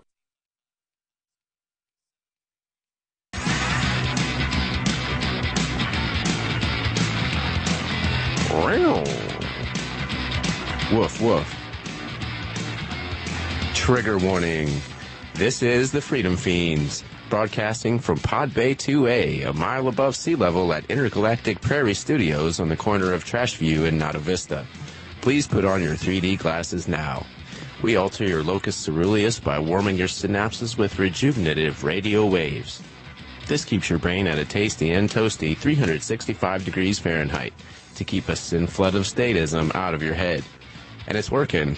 I can feel it. Can you feel it, John? The transaction is processing. Can you feel it, Jeremy? Oh, yeah, I'm feeling it tonight. And as always, the Freedom Fiends is covered by the BIPCOT No Government License. This allows reuse by anyone except governments and government agents. To learn more, go to bipcot.org. All right. This is the Freedom Fiends, and I'm here with John and Jeremy. And I'm totally wired about everything that happened this weekend. I totally understand how when Michael takes a week off and Sunday comes around, he's like raring and ready to go. Yeah, man. Yeah, that'll do it to you. Yeah. When you have an outlet and you're not using it, then yeah, of course, stuff builds up. Yeah. So for me, tonight is still the night of the 12th, and yesterday was 11/11, which most of the world knows as Armistice Day, but here in the United States, we call it Veterans Day. And there was a lot of stuff that went down yesterday involving Bitcoin Cash and Bitcoin, and it appears that the price spiked very heavily, very quickly, and then there was a major sell-off, and it went back down to normal. And some people say that resembles a very typical pump and dump type scheme, and there is that being alleged about Bitcoin Cash at this point. So what are you guys' thoughts on this? Well, I have mixed opinions because, you know, from what I hear, and I'm no technical expert, but from what I hear is that the Bitcoin Cash alternative is a solution to the problems that we're seeing with the massive fees and the slow transaction times. And I've definitely experienced both of them problems using Bitcoin, and that was one of the selling points about Bitcoin originally, is it's supposed to be super fast and, you know, there's very low transaction fees. But now that really doesn't happen anymore, so I think there's obviously a need for a solution. Now, I don't know whether this is the solution that we need or not. I took a little bit of a chance on it to see, but I'm not entirely sure. Yeah. There's a few different reasons for why Bitcoin is like it is at this point with the scaling issues and the fees and the transaction times. Bitcoin Classic only has a 1 megabyte block size, I believe, still. Bitcoin Core. Isn't there something else that is called Bitcoin Classic at this point? Well, maybe. Legacy Bitcoin Core. Yeah, Core. Yeah. I think that's what they're used whatever you want to call it. Yeah. I guess Satoshi Nakamoto didn't really foresee the kind of scaling issues that it might occur at 1 megabyte block size. And Bitcoin Cash did try to fix that problem by increasing the block size, but it's really just a linear solution to an exponential problem that's only going to be a short-term fix. So they will eventually, once it, gains enough adoption to become more widespread and more widely used, they're going to either need to increase the block size again or figure out how to reduce the amount of data per transaction. The other problem that Bitcoin Cash, or that Bitcoin is having right now, is that it's more profitable to mine Bitcoin Cash. And that's because of the difficulty in mining Bitcoin and the fact that a lot of the hash power of the mining has switched over to Bitcoin Cash because it's more profitable, which has been leaving a lot of the transactions in the Bitcoin blockchain getting hung up and waiting for that hash power, to process those unresolved transactions. I guess last night there was over 200,000 unconfirmed transactions for like 12 to 24 hours. One of those was my transaction that I tried to do through Shapeshift. I'm still waiting on that. Same here. Mine was one of them too. You realize you're throwing out a whole bunch of terms that I think some people may have gotten lost already, Shane, just to let you know. Okay, so I may have buried the lead on some of these terms, so if you wanted to back up and have me... we're on the radio. We have different people listening every night, so for people who aren't following along with the whole cryptocurrency game that Shane's talking, maybe we should pause and, backtrack a little bit. Let's see. You started off with, most people at this point, even more and more people have heard of Bitcoin at least. But we were talking about, you're talking about the, whatchamacallit, the split, the fork back on August 1st that created Bitcoin Cash, which is just essentially another altcoin, although there's been now that people are trying to claim that, that is the real Bitcoin. Next Bitcoin, yeah. Well, a lot of people are saying that it's actually the real Bitcoin because the code itself is more in, the whole thing is more in line with Satoshi Nakamoto, who is the person, or at least the name given to the person who created Bitcoin originally. It's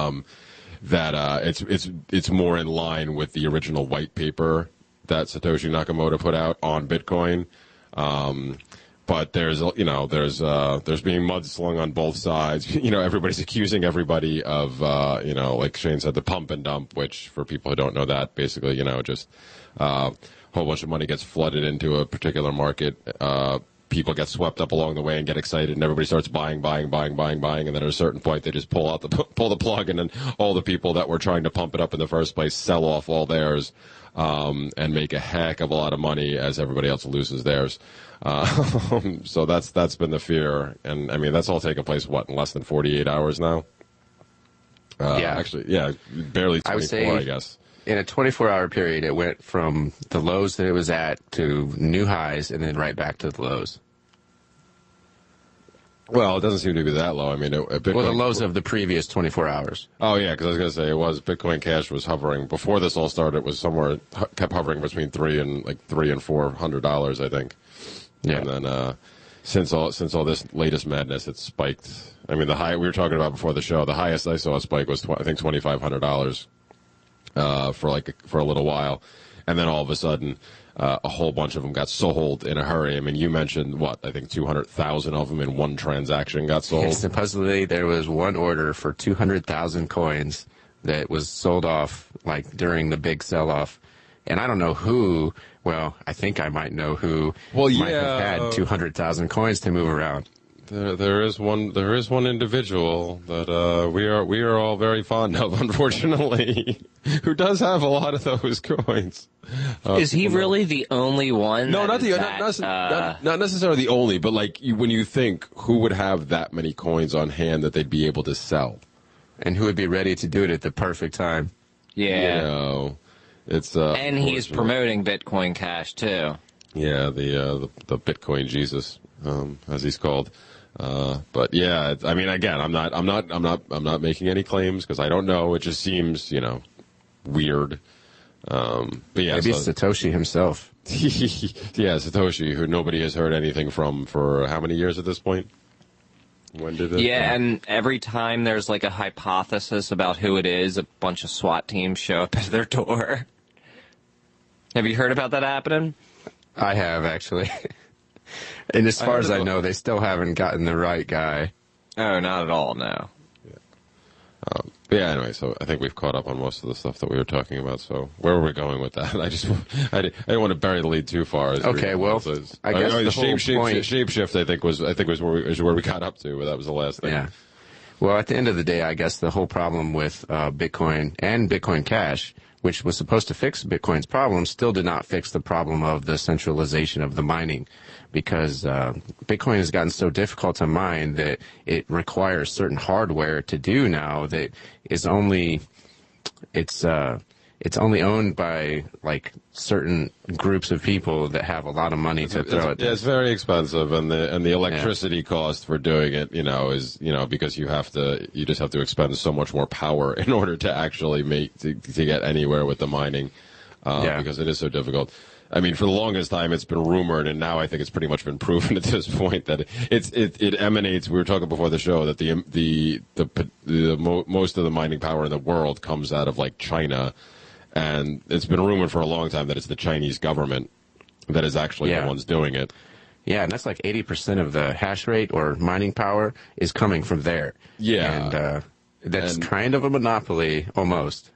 Well, yeah, because it's funny, because this is the type of the thing, I mean, take this out of the realm of cryptocurrencies and just talking about some kind of economic system in general. This is the type of fear thing that most people who are anti-capitalist would see, when things are unregulated, look what can happen. The greedy capitalists take over and they monopolize the market. And it's like, well, yeah, look what happens now. The governments do it.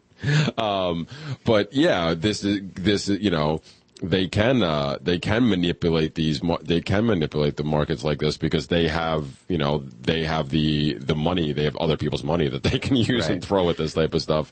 And I would say that in itself is not in line with Satoshi's original vision of decentralization. Which, that was the point. And so with these ASIC miners, you're getting more centralization, and that's why I'm looking at more altcoins that are mined on GPUs and CPUs, because those are able to be mined in a decentralized way that can't really be monopolized. Is Nexus one of them, just out of curiosity? The Nexus or coin? Would you know it off the top of your head? I've been researching a lot of altcoins, but I don't know. I'm really not sure. Yeah, I actually just recently started looking into that today because, we were talking about before. I wish I had more money. Despite how volatile everything is, it's exciting as all get out right now to be involved in this.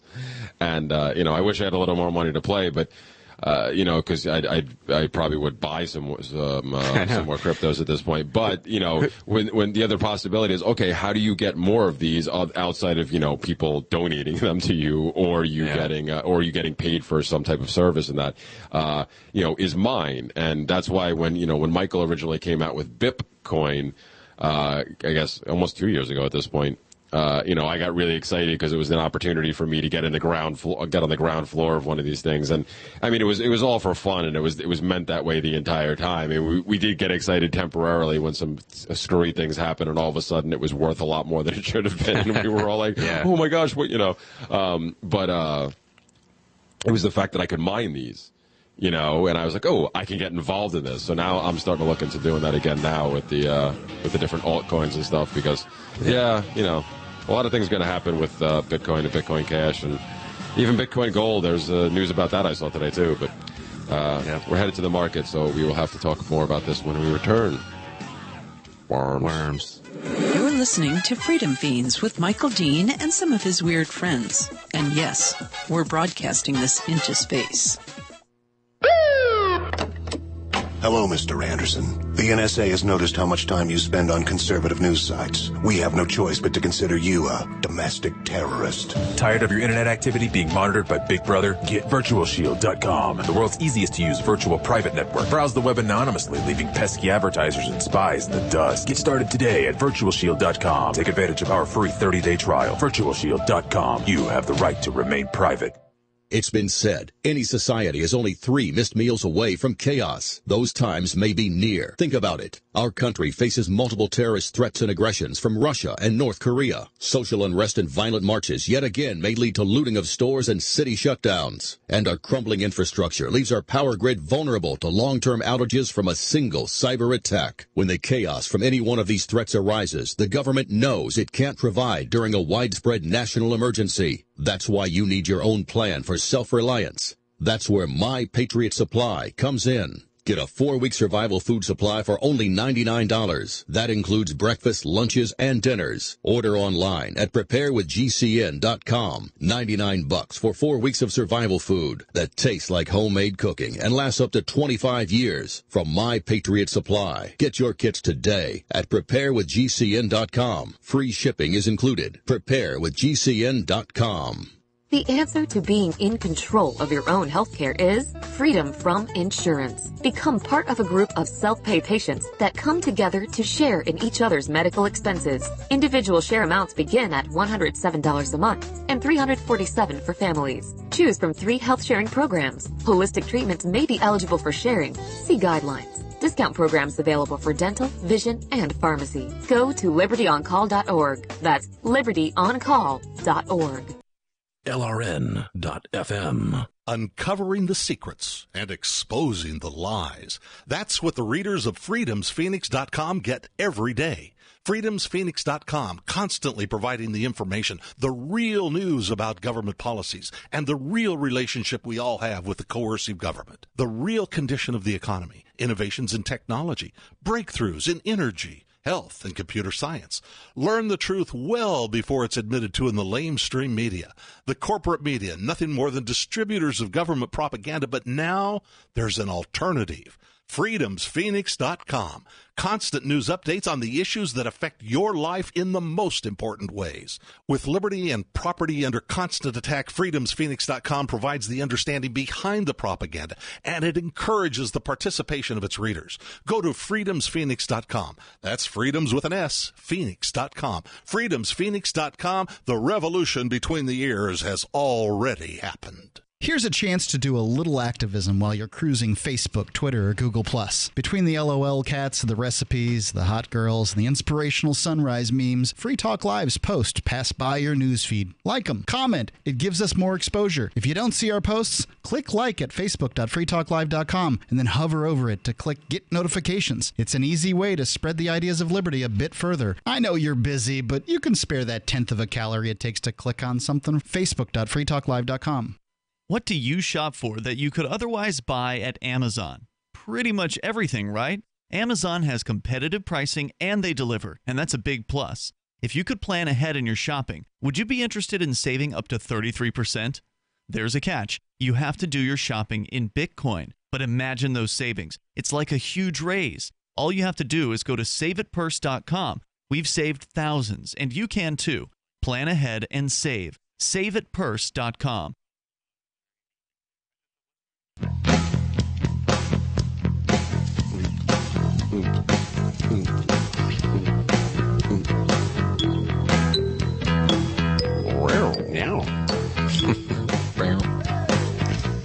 And we're back.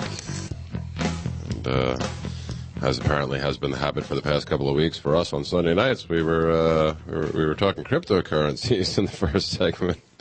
Yeah, seems to be a pattern here. But yeah, it's just, there's been a lot of crazy news in the past couple of weeks, and we can't really help it. So, yep. Who needs casino when you have crypto? That's a great point, Jane. Exactly. Yeah.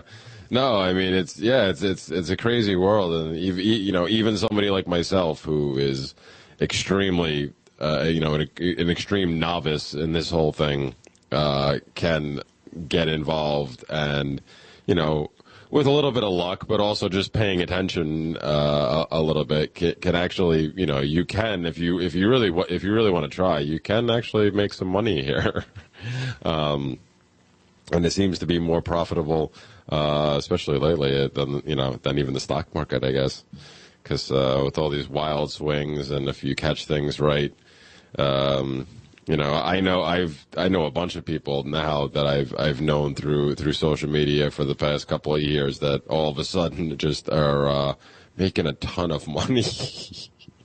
And it doesn't take a lot of work, you know. It's just if you either have some to invest right now, or you're somebody like me who invested some a while ago and was lucky enough to basically make my money back, and still hold on to enough crypto that when things really started to take off in the past couple of years, all of a sudden now I have a little bit of money that essentially is free. So now I can play even more. But it's just been, my whole problem is, as I mentioned in the past, unfortunately, was I wanted to play and then I couldn't because I was stuck with that horrible Jaxx wallet, which I'm now going to curse out on a regular basis because I finally got rid of it. But which is funny because you actually mentioned in the last segment, you brought up the term shapeshift, Shane. Oh yeah, which is we never got to explain. So no, go ahead. We should probably explain. All right. Well, I guess. It's I haven't used Shapeshift but this one time, and I guess it's another exchange that a lot of people use on their mobile device, and I probably should have done it on my mobile because I did it on the laptop.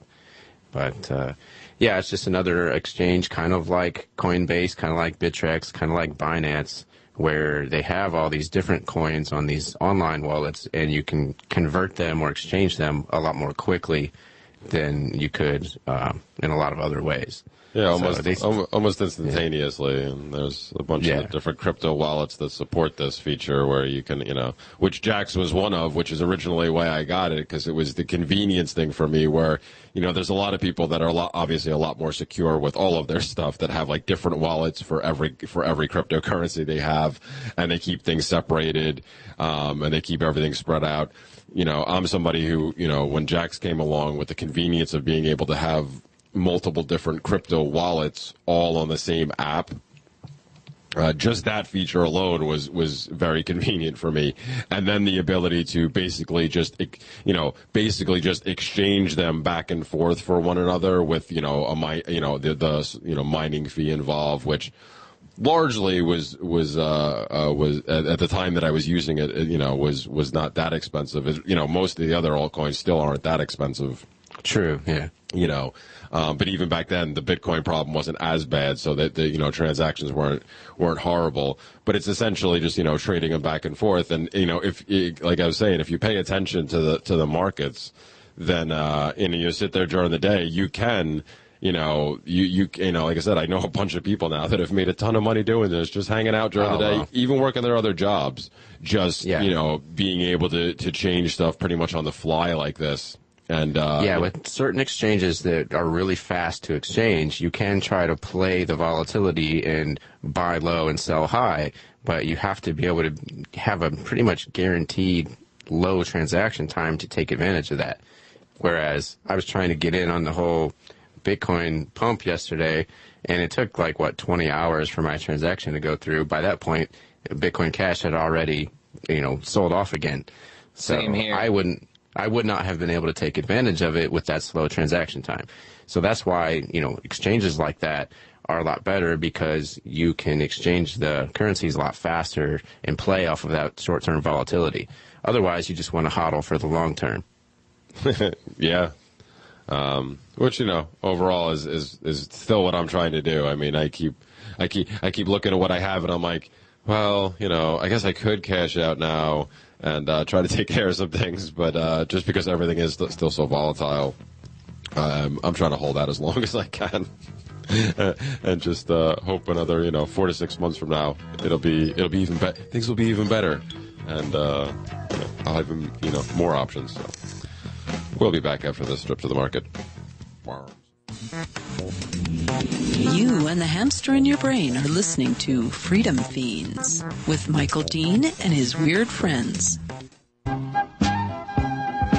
I love the Freedom Fiends, but in this modern busy world, I just don't have time to listen all the way through every episode. There is a solution. Go to the World Wide Web and log on to digest.freedomfiends.com and subscribe to the Freedom Fiends Digest. Digest.freedomfiends.com has 20-minute best-ofs of each episode. 20-minute best-ofs? Digest.freedomfiends.com sounds great. How much does it cost? That's the best part. It's free. And if you listen at 1.5 speed, they're only 13 minutes long. Plus, the episodes are only about 15 megs, which is great, because I have a limited data plan. Wow, I'm at digest.freedomfiends.com right now. It's so simple to use.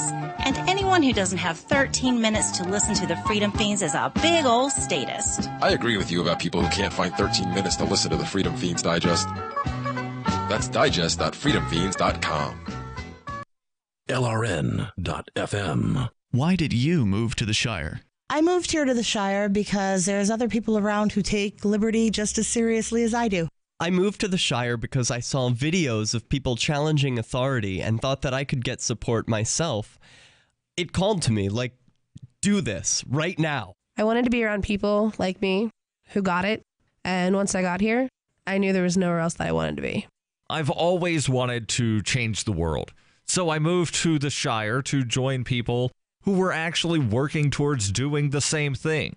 The people here are awesome, loving, and positive. It was for the adventure and for the feeling of something important is happening here. And I just wanted to come to sort of be part of that. Visit ShireSociety.com to read and sign the Shire Society Declaration and learn the reasons why, if you love liberty, you should immigrate to the Shire. Plus, add yourself to the Shire map at ShireSociety.com. That's ShireSociety.com. Looking for a great real estate investment? Consider New Hampshire, which is ground zero for the Liberty Movement. Your first call should be to Mark Worden from Porcupine Real Estate. He's more than just a real estate agent. He's your New Hampshire concierge. Where are the best places to live? Do you want farm, city, the burbs, or forest? Do you want a duplex or multifamily building so that renters pay your mortgage? There are homes in all price ranges in New Hampshire, and Mark can help with financing too. Invest in liberty and property. Mark Worden can help. PorcupineRealEstate.com. Now that you've found the Liberty Radio Network at LRN.FM, you may want to help expose others to our great programs. To assist you in doing so, you'll find resources at promote.lrn.fm, including details on how to get a free bumper sticker, quarter-page flyers you can print out and distribute, banners for your website, as well as files that will allow you to make your own custom banners and graphics. Visit promote.lrn.fm and help bring new listeners to the Liberty Radio Network. That's promote.lrn.fm. So the protection of life, liberty, and property is what the Free State Project is all about. But it's an effort to move 20,000 people who understand. It's about demonstrating to the entire country that, yeah, we can have a free market, a truly free market. Making it just a freer, great place to live. It's the world's largest voluntarist libertarian community, and it's only getting bigger. That's amazing, to be able to move to a place where other people passionately believe in being free and independent. What the Free State Project is managing to do, though, is to put their money where their mouth is. It's physically getting up across the country and saying, let's go someplace and let's demonstrate the power of these ideas. There's a lot of kind of philosophy that surrounds liberty. There's a lot of thinking about it and talking about it. But here in New Hampshire, people are doing it. 101 Reasons Liberty Lives in New Hampshire, a documentary by Free State Project Early Movers. Watch it free at 101reasonsfilm.com. 101reasonsfilm.com. Are you tired of governments murdering people around the world? Stop using their money. There is an alternative. Bitcoin is a stateless, free market, non-political currency. Bitcoin cannot be inflated or controlled by any government. By using their money, you are helping the state. Stop doing it. You have an incredible alternative available now. Learn it, use it, spread it. Get started with Bitcoin at bitcoin.com. That's bitcoin.com. LRN.FM is proud to announce our official listening apps for Android and iOS devices. Now you can easily tune into our streams anywhere, anytime on your smartphone or tablet. Just visit apps.lrn.fm or search for LRN.FM in the Android or Apple app stores. Please download, rate us 5 stars, then share the link on your social media and let your friends and family know how you're listening to LRN.FM. Download it now, free at apps.lrn.fm.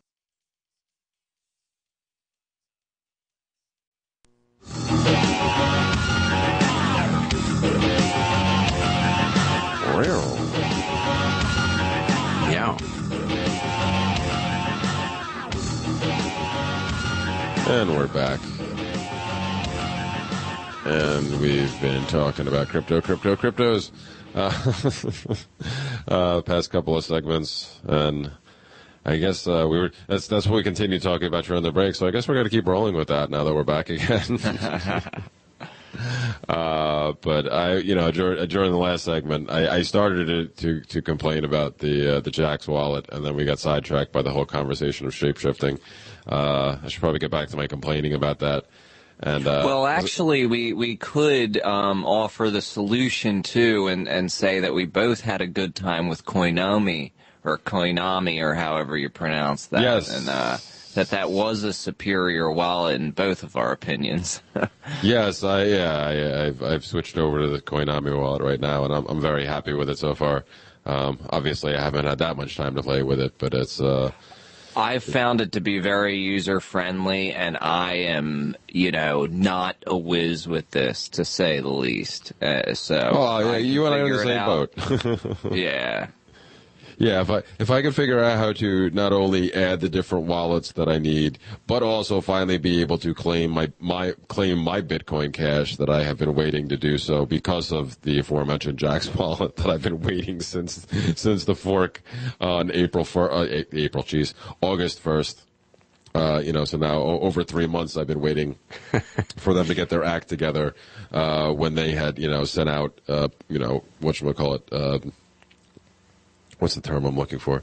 Not promotions, but anyway, they sent out, they sent out announcements saying that, what was going to happen, and it was just going to take a little while, and that we would, we're going to integrate the Bitcoin Cash. You don't have to worry. And at that point, I was like, great, because there was at the time, all the talk of the transaction fees getting higher for Bitcoin, and people were worried about that. And I was like, well, geez, if I'm going to have to transfer all my Bitcoin to another wallet just to be able to get my Bitcoin Cash, as was the case if you had it someplace where you didn't have, which wasn't, if it was in a wallet or an exchange that wasn't going to do the Bitcoin Cash integration originally, like Coinbase threatened to do originally. They still haven't yet, and I've been having that issue at Coinbase. Oh, really? I haven't dealt with Coinbase because I'm here in New York, I can't even transact with them without them getting all over me and charging me ridiculous extra fees, and then telling me I need a license to do half the stuff I want to do. So wow, I haven't even dealt with them. Since New York passed all those laws, I wasn't even aware of that. I just remember the stories about them saying originally they weren't going to do the integration, and then like within a couple of days, and everybody freaking out when Bitcoin Cash originally spiked at like $700, I think it was during when the fork first happened, and within the first couple of days, all of a sudden the price spiked, and a whole bunch of people who originally were like, I'll leave my money in this exchange that specifically said we're not going to adopt this, so we're not going to give you access to your Bitcoin Cash once the fork happens. And everybody was like, a couple of days later, everybody's like, I want my money. Yeah, see, I didn't have a Coinbase account when the fork happened.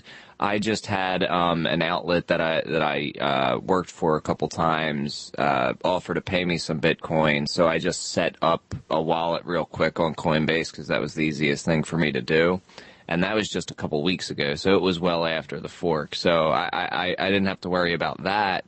But because of the whole issue with the fork, they were going to go because of the I guess feedback they got from the first fork, rather, they decided to go along with the whole SegWit thing that was supposed to happen last week. And then when that got canceled, they were like, Yeah. Which is another thing that, again, and I'm with you. I don't understand the whole technical. I don't understand most of the technical stuff when it comes to this. But there's the SegWit thing that didn't happen. The other, I guess, somewhat fork, was that a soft fork or a hard fork? I don't remember which one that was. That was supposed to occur a couple of days ago, I guess, right? It was originally supposed to happen, or no, it was supposed to happen tomorrow or today now, right? It was originally scheduled for the 13th, maybe the 16th. Yeah, it was sometime in this area, but last week was when it was. Yeah, so sometime during either the past couple of days or the next couple of days, it was supposed to happen. That got canceled. Last week, I guess they announced that they weren't doing it. That's something else that's thrown all the markets into a tizzy. because and people are saying that there might be another solution that they try to have. So everything is just very, very up in the air right now, and I don't think there's really any telling what direction things could go in. Yeah, but there is, however, one conspiracy theory that has been around for a few months now about they never intended to go through with SegWit, and this was something I came across in my original, when I was researching the fork back in August. I found this Steemit article talking about how, it was kind of like a scheme and it's been, planned all along, and he names some names, and it seems to be what they talk about in this article is actually happening. I could probably get through this quickly within this segment.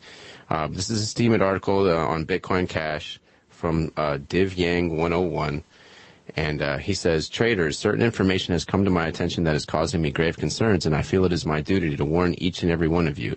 We all know the scaling drama has caused a huge rift, including in Bitcoin forking and in the soon-to-be Bitcoin Cash. Because this is July 30th, I believe, before the fork. Yeah, it was a couple days before the fork. Yeah. I know many have large holdings and savings in Bitcoin and are holders and will never sell. However, when the selling starts, you may lose everything if you don't also sell. Gentlemen, this is certainly not going... this is certainty not going... I don't understand. It's certainly not going to be... Yeah, it's he's probably not... English is not his first... Yeah, I believe the way this sentence is supposed to read is, gentlemen, this is certainly not going to be gentlemanly. Yeah, okay. That would make the most sense. Yeah. Certain information has come to light from backroom channels, sources I cannot disclose. Even writing this post will probably reveal my source, but I feel by God's will I must warn you all. Selling is coming, selling the likes of which hasn't been seen since Mt. Gox era. As I type this, battleships of Bitcoin are being shorted on all major exchanges. Gentlemen, the enemy, big blockers, have colluded and joined forces. The Chinese, Jihan and company, have put together a plan to replace Bitcoin with Bitcoin Cash. The plan goes like this. Chinese miners, F2 Pool, Ant Pool, etc. have organized with major exchanges via Huobi, OKCoin, etc. to support and launch Bitcoin Cash. Initially, they will let everyone who wants to sell. Once the coin has bottomed out and everyone who wanted to sell has sold, they, Chinese miners in exchanges, will begin accumulating lots and lots of Bitcoin Cash, which they have. They will then begin to pump the price to around 0.1 Bitcoin, well, about a 10% of Bitcoin. The big pools won't mine it. They will let the smaller pools see the returns from mining this expensive but low difficulty coin and start mining it. Later, the large pools will join. As we know, Jihad has a lot of hashing power. Their plan is for Bitcoin Cash to have more hashing power than Bitcoin. And let's be honest, once the Chinese move over, that is pretty much it. They do also now have more hashing power and more blocks mined, by the way. Around this time, the hard fork section of SegWit 2 is not going to happen. It never was. Bitcoin Cash will then be seen as the original NYA coin. At that point in time, Bitcoin Cash will be on all major Chinese exchanges, possibly some Western exchanges as well, and have majority hashing power. This is basically what's happening right now. And this was back in July? Hold on. Pause in the article. Yeah, this is all going to be us from now on. just because Shane, you stopped reading. Go ahead. What you were saying is right, though. This guy wrote this a couple of days, and you sent us something else where it showed where this originally came from a couple of different locations, I guess. Well, I guess there's a pastebin file that's going around, which was a copy-paste of this Steemit article. Yeah, but either way, it's definitely from a couple of days. It's, regardless, it's a couple of days pre-fork. So it's somewhere at the end of July, this was written and put out. And it's so many things have now come to pass 3 months later that it's kind of scary. And it's exactly what we were talking about earlier with China having where the most of the mining power of Bitcoin has been for the past couple of years anyway, and it's been rumored for the longest time that it's actually the Chinese government that's doing it. This is what he's talking about right here. Yeah. So it's really scarily accurate so far. The scary part is that this article is from 3 months ago, and I remember reading it at the time of the fork around early August. I actually did read this Steemit article way back then, so I knew this existed. I just didn't know much about it at the time. I didn't really understand the technicals of this like I do now. So now that I've come back and revisited this article, it is even more scary. Yeah, I'm just especially in light shocked of that this weekend. Yeah, go ahead. And like, what does this mean? You know what I'm saying? Like, what does well, this? According to the article, which is perfect timing, because like the very next sentence is, now comes the scary part. The old Bitcoin, the Bitcoin we know and love, is going to get destroyed. So that apparently is the plan. That's what's supposed to happen. Right, and now we're going to have this new one that's probably going to be even more centralized, from what Shane was saying earlier. Well, that does seem to be the fear. I mean, at least all the people that I've been, like some of the stuff you sent out, Shane, and then some of the other stuff that I've either read or watched, the people that seem to be wary about this, that are not hopping on the Bitcoin Cash, because I know a lot of people hopped on the Bitcoin Cash bandwagon, and I saw a bunch of posts or people talking in different groups or different area, different forums that I'm in, all talking about they had dumped all of their Bitcoin already, right before the Bitcoin dropped. So they started dropping, yeah. And we're putting it all into Bitcoin Cash, and they were basically choosing their camp at this point. So it's whatchamacallit. It really is kind of freaky how like on point this whole thing is, considering what's gone down. Yeah. And when he says destroy Bitcoin, he means in terms of market cap and market dominance that it has right now because of its widespread adoption. But that could change, with the profitability of mining on Bitcoin Cash. Yeah, which is exactly what has happened, as we have discussed, with the fact that a whole bunch of the mining power has flipped over to Bitcoin Cash. Although, yeah, something like 60%. Go ahead. Yeah, although supposedly after tomorrow is when things are really good. When a lot more will be known, I guess. Because so something's supposed to automatically get triggered tomorrow that's supposed to basically fix the algorithm. The difficulty adjustment. There you go. That's what it is. And then we'll see what happens after that. If everybody still stays on the Bitcoin Cash mining power, then yeah, man, the flippening may happen. Listening to Freedom Fiends with Michael Dean and his weird friends, tasing you with liberty since 2011. Learn more at freedomfiends.com. Are you tired of your taxes funding endless occupations around the world? Antiwar.com is run by people who understand that wars abroad become wars at home, wars on our freedoms. Antiwar.com is dedicated to bringing you the latest in news, views, interviews, and reviews from the top movers and shakers in the anti-occupation movement.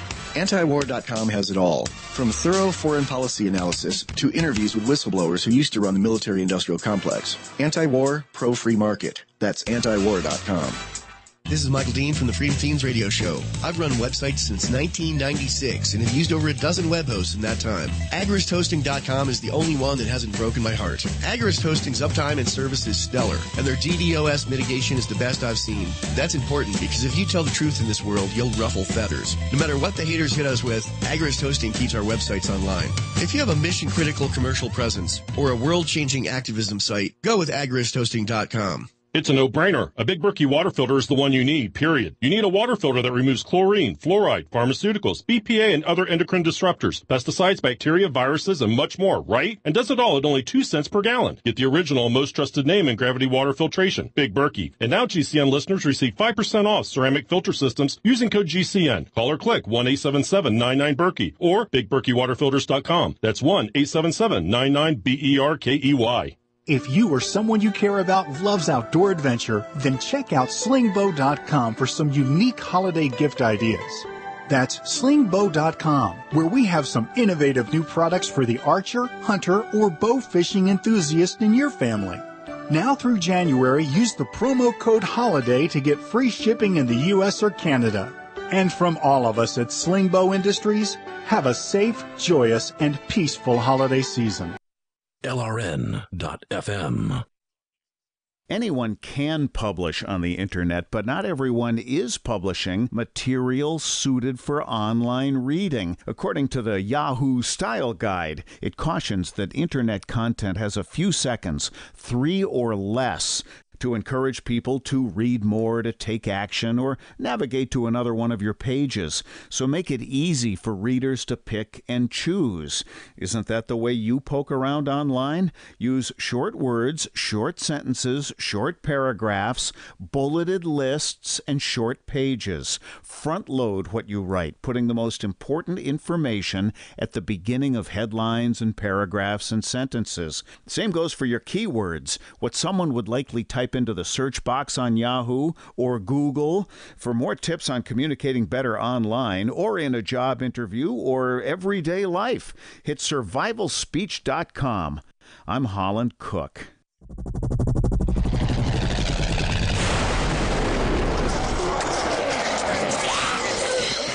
In Survivor Max 2, School Bites, Max must scavenge through a wasteland swarming with the undead. Desperate to find the medicine he needs, he discovers a community of survivors at his former school. Has he finally found the safe haven he's been looking for, or will he discover that school bites?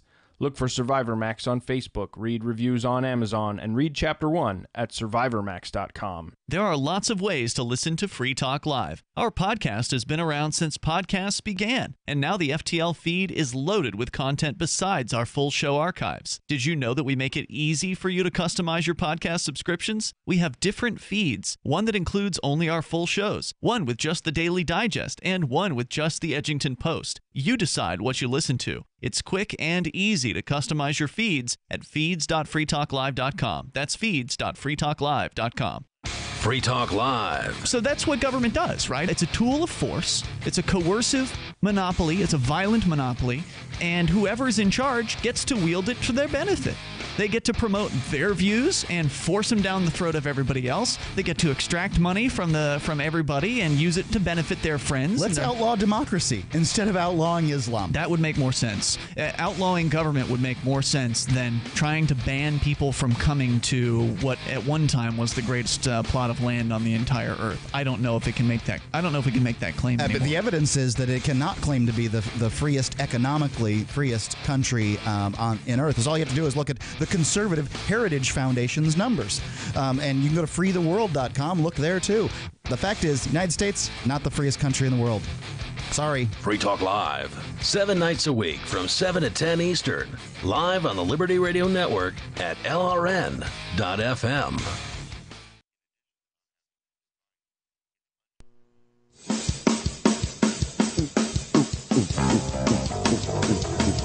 Rare.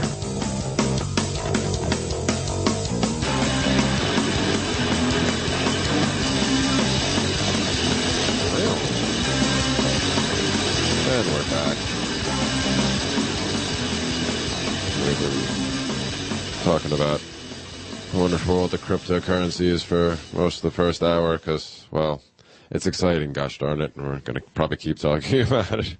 It's funny, I was thinking about it earlier. It's like, of all the hosts we have left on the show these days, you know, of the people that could and probably should be talking about cryptocurrencies, it's probably the Monday night show of Michael and Daryl, because they're much more.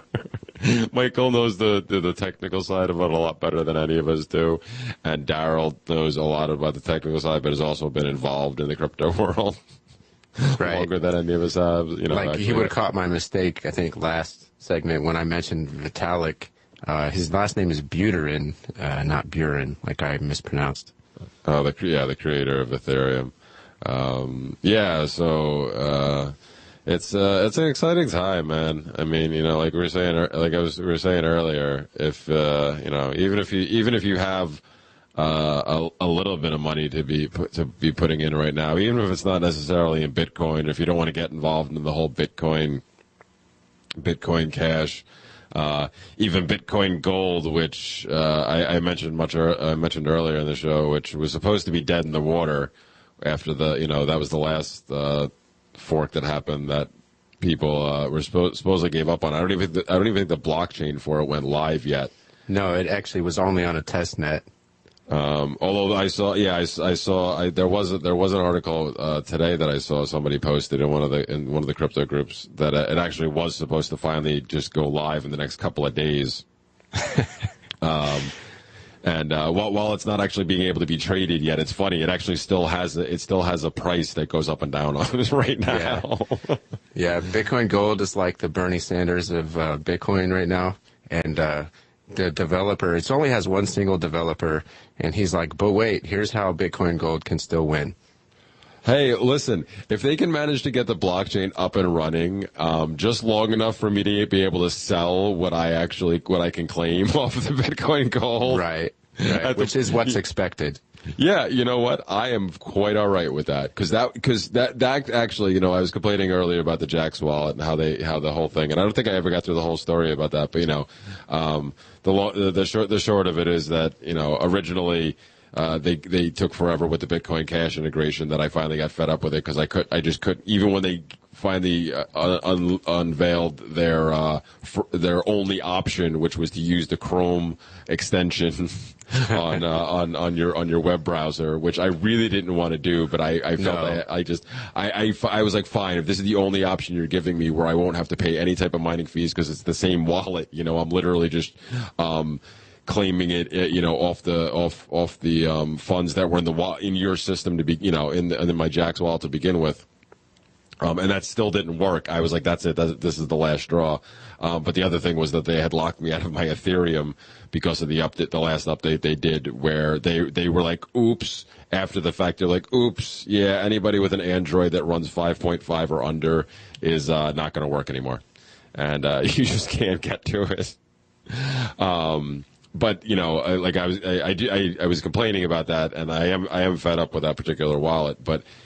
In hindsight, the one thing though, it was actually kind of a blessing because originally that was my plan with my Bitcoin Cash.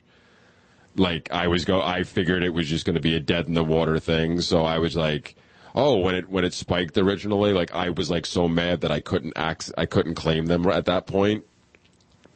When the fork first happened and that first spike happened where it hit almost like $700, like that was my plan. I was just going to sell them off. So the fact that I wasn't able to do so, and it actually took me this long to get around to getting them, I guess wasn't such a bad thing. Well, yeah, it kind of forced you to hodl it to the point where it became a long-term investment. Exactly. So, but the point of all that was, even if you don't want to get involved in that whole thing, originally that's what I was saying. If you don't want to get involved in the turmoil with the Bitcoin and the Bitcoin Cash, there's still so many altcoins out there. As we started talking about that again during the break. Where there's so many options, and you don't have to spend a lot of money to get in. And with the volatility of some of this stuff, you can see some pretty crazy returns in a very short amount of time. But do your own research first. Don't take anyone's word for it. Yeah. We by no means are giving financial advice here. Definitely not us. But it can be fun, and. Most of it is pointed in the direction of freedom in general. The whole idea of decentralization, like we've been talking about. So, even if you just do it for a hobby, it can have some great long-term effects. It's better than a slot machine. Heck yeah. Well, with that, I'm going to head off to the break, and we shall return in the second hour. Wars.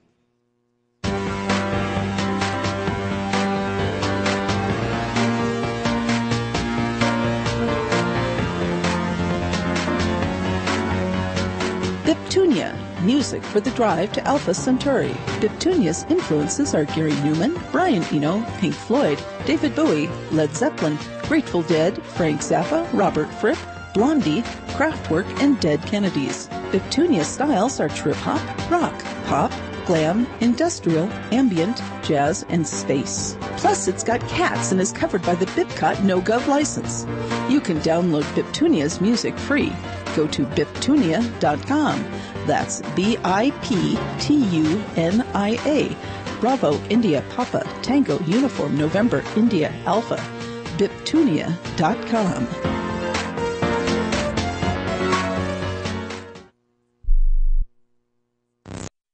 What's up next? Visit the Liberty Radio Network program guide to find out at shows.lrn.fm. That's shows.lrn.fm. LRN.FM. If you enjoy LRN.FM, please contribute to your favorite shows via their websites and become an amplifier at amp.lrn.fm. That's amp.lrn.fm. You can help new minds find liberty. Chip in at LRN.fm. More Freedom Fiends Live is coming up next, after the news, here on the Liberty Radio Network, LRN.FM. From Keene in the Shire, the Liberty Media capital of the world, this is Daryl W. Perry, host of FPP Radio News for Sunday, November 12th, 2017. Silver is trading at $16.89 per ounce. Gold is valued at $1,276 per ounce. Bitcoin is trading at 3.6 cents, and the average price of Bitcoin is $6,175. Antiwar.com reports that Russia's lower house of parliament is advancing a measure which will allow the Russian government to take moves to label certain U.S. media outlets as foreign agents under law, forcing them to disclose substantial information about their operations within that country. Details are still scant, but the move is described as being meant to take similar measures as those by the U.S. Department of Justice, which has ordered Russia's RT to register as a foreign agent. Russia has threatened retaliation before over the move against RT. The suggestion of it being similar is that the move will likely target Voice of America and Radio Free Europe, media outlets which are organized as quasi-independent government media in virtually identical ways to RT. U.S. officials accuse RT of being part of an effort to sway U.S. elections because they covered a debate involving minor party candidates, a debate which mainstream U.S. media outlets would not cover. For over 40 years, Roberts & Roberts Brokerage has been a trusted source for buying and selling precious metals. Gold, silver, platinum, and palladium. They don't feed the banks. They're Bitcoin preferred and have removed the minimum purchase amount for all orders paid in the digital currency. Call Roberts & Roberts Brokerage today for knowledgeable advice on buying and selling precious metals and a forward-thinking approach to new technologies. 800-874-9760 or visit online at rrbi.co. UPI reports 8 guests and 1 worker at Disneyland have contracted Legionnaire's disease, prompting the Anaheim, California theme park to close a pair of cooling towers. According to the Orange County Healthcare Agency, in addition to the 9 cases, 3 other people who live in or traveled to Anaheim developed the disease. The 12 victims range from 52 years to 94 years old. Orange County Healthcare Public Information Officer Jessica Good said 10 of the people were hospitalized and 1 person with additional health issues died despite not visiting the park. 55 cases of the disease have been reported this year in Orange County. About 3 weeks ago, the U.S. Centers for Disease Control and Prevention notified county authorities of several cases of the disease among people who traveled to Orange County in September. By the end of October, Disneyland learned of the cases. On November 3rd, Disney informed the health agency that routine testing had detected elevated levels of Legionella bacteria in 2 cooling towers a month earlier. The company said the towers, located in a space more than 100 feet from areas accessible to guests, were disinfected and returned to service last Sunday. On Tuesday, Disney took the towers down again because the health agency ordered them to verify they were free of Legionella contamination. Walt Disney Parks and Resorts Chief Medical Officer Pamela Heimel said Disney conducted more tests on all of their water towers. The type of pneumonia was named Legionnaire's disease after an outbreak of pneumonia caused 34 deaths at a 1976 American Legion convention in Philadelphia. Legionnaire's disease is caused by bacteria growing in water that can spread when small droplets get into the air and people breathe them in. It is not, however, contagious from person to person. People generally contract the disease 2 days after exposure and usually can be treated with antibiotics, according to the CDC, which says 1 in 10 people die from the infection. Symptoms include cough, shortness of breath, fever, muscle aches, and headaches. When you hear the word lobbyist, you probably think about greedy corporations, but not all lobbyists are the same. Some are fighting for the freedoms you hold dear. Liberty Lobby LLC is doing just that in New Hampshire, working hard to represent you, not some special interest group. You can help by going to libertylobby.info, where your contribution will give us the tools we need to ensure that your voice is heard. Visit libertylobby.info today to find out more. Reuters reports 3 UCLA men's basketball players detained in China over allegations of shoplifting last week were not on the team's return flight to the United States on Saturday. Citing unnamed sources, ESPN reported the 3 students, freshman LiAngelo Ball, Cody Riley, and Jalen Hill, will remain in China for a week or 2. The 3 players were questioned about allegedly stealing from a Louis Vuitton store during the team's visit to China. They were taken into police custody on Tuesday morning and released early on Wednesday. A source told Reuters that police had released the 3 on conditions they remain at the hotel during the legal process. However, the U.S. Department of State and college officials have declined to say how long the legal process might take. This has been FPP Radio News. Online at fppradio.com. You're listening to the best liberty-oriented audio streamed around the clock, on the air and online. This is the Liberty Radio Network at LRN.FM. You're listening to the Liberty Radio Network at LRN.FM. Welcome back to the ONN Presidential Democrat Kiosk Debate. If you're just tuning in, tonight, in an historic first, Americans can ask any question at any time just by stepping into one of the thousands of Democrat kiosks we've placed in front of 7-Elevens across the country. Decatur, Illinois, let your voice be heard. Hi, everybody. My name's Joe Crawford, and my question is, how many taco and cheese taquitos do you think I can eat in 60 seconds? Kevin, have we screened all of these? We haven't? But we can? We can't. Great. Straight from the heart of America, raw and unfiltered, Rockville, Maryland, to Boulder, Colorado. This is the most powerful sword in the planet. So we really can't screen these things, Kevin? Not at all. Okay, then I think I'll just ask a question of my own. What's that? Okay, no, I won't. Austin, Texas. This is the Onion News Network. While our satellite channel is free to listen to, it's not free for us. You can help us cover our satellite costs with the chip-in on the right side of the page at LRN.FM. LRN.FM.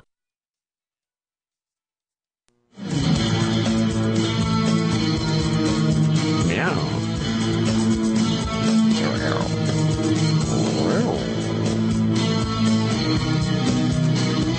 This is the Freedom Fiends, broadcasting through the Libertarian Re-Education Center's low orbit ion cannon, high atop Financial Beach Plaza, on the artificial satellite led pair 2017, in the Alpha Centauri region.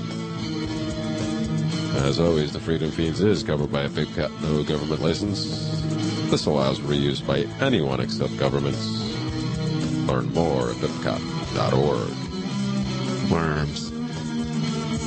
Worms indeed.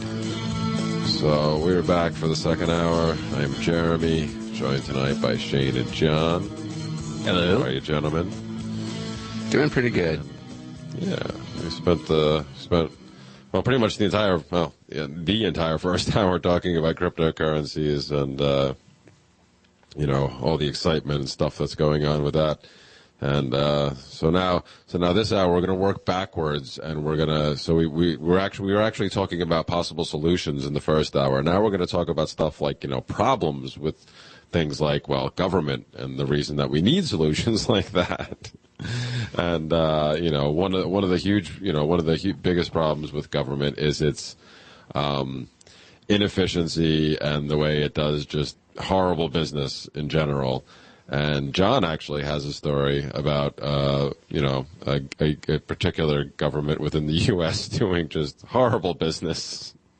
Yes, indeed. Even if you want to take whatever the possible motives for this particular deal being done out of the equation, just in general, it's horrible business. But yeah, John, why don't you enlighten us on this piece you wrote? Yeah. So this is a environment, related story, and I'm definitely an environmentalist, not one of those ones that want to tax you for breathing and stuff. One of the ones who just think that the government and their friends in these government protected corporations are doing a lot of nasty things to the place we live. So anyway, in Indiana, there's this Yellowwood State Park, and the Department of Natural Resources, I believe, is the bureaucracy responsible for this. Yeah, they were going to put I believe it was close to 300 acres of this forest up for sale.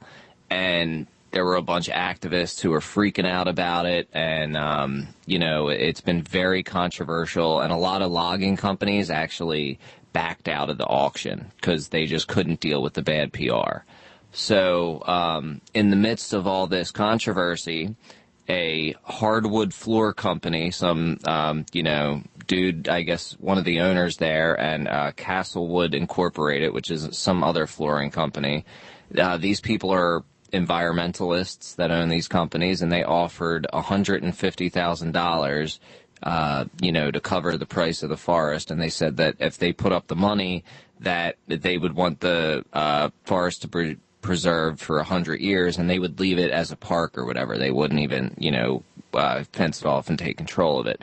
And the government basically entirely ignored their offer and ended up selling all the land for $40,000 less to a logging group. It ended up being sold for roughly $109,000 instead of $150,000.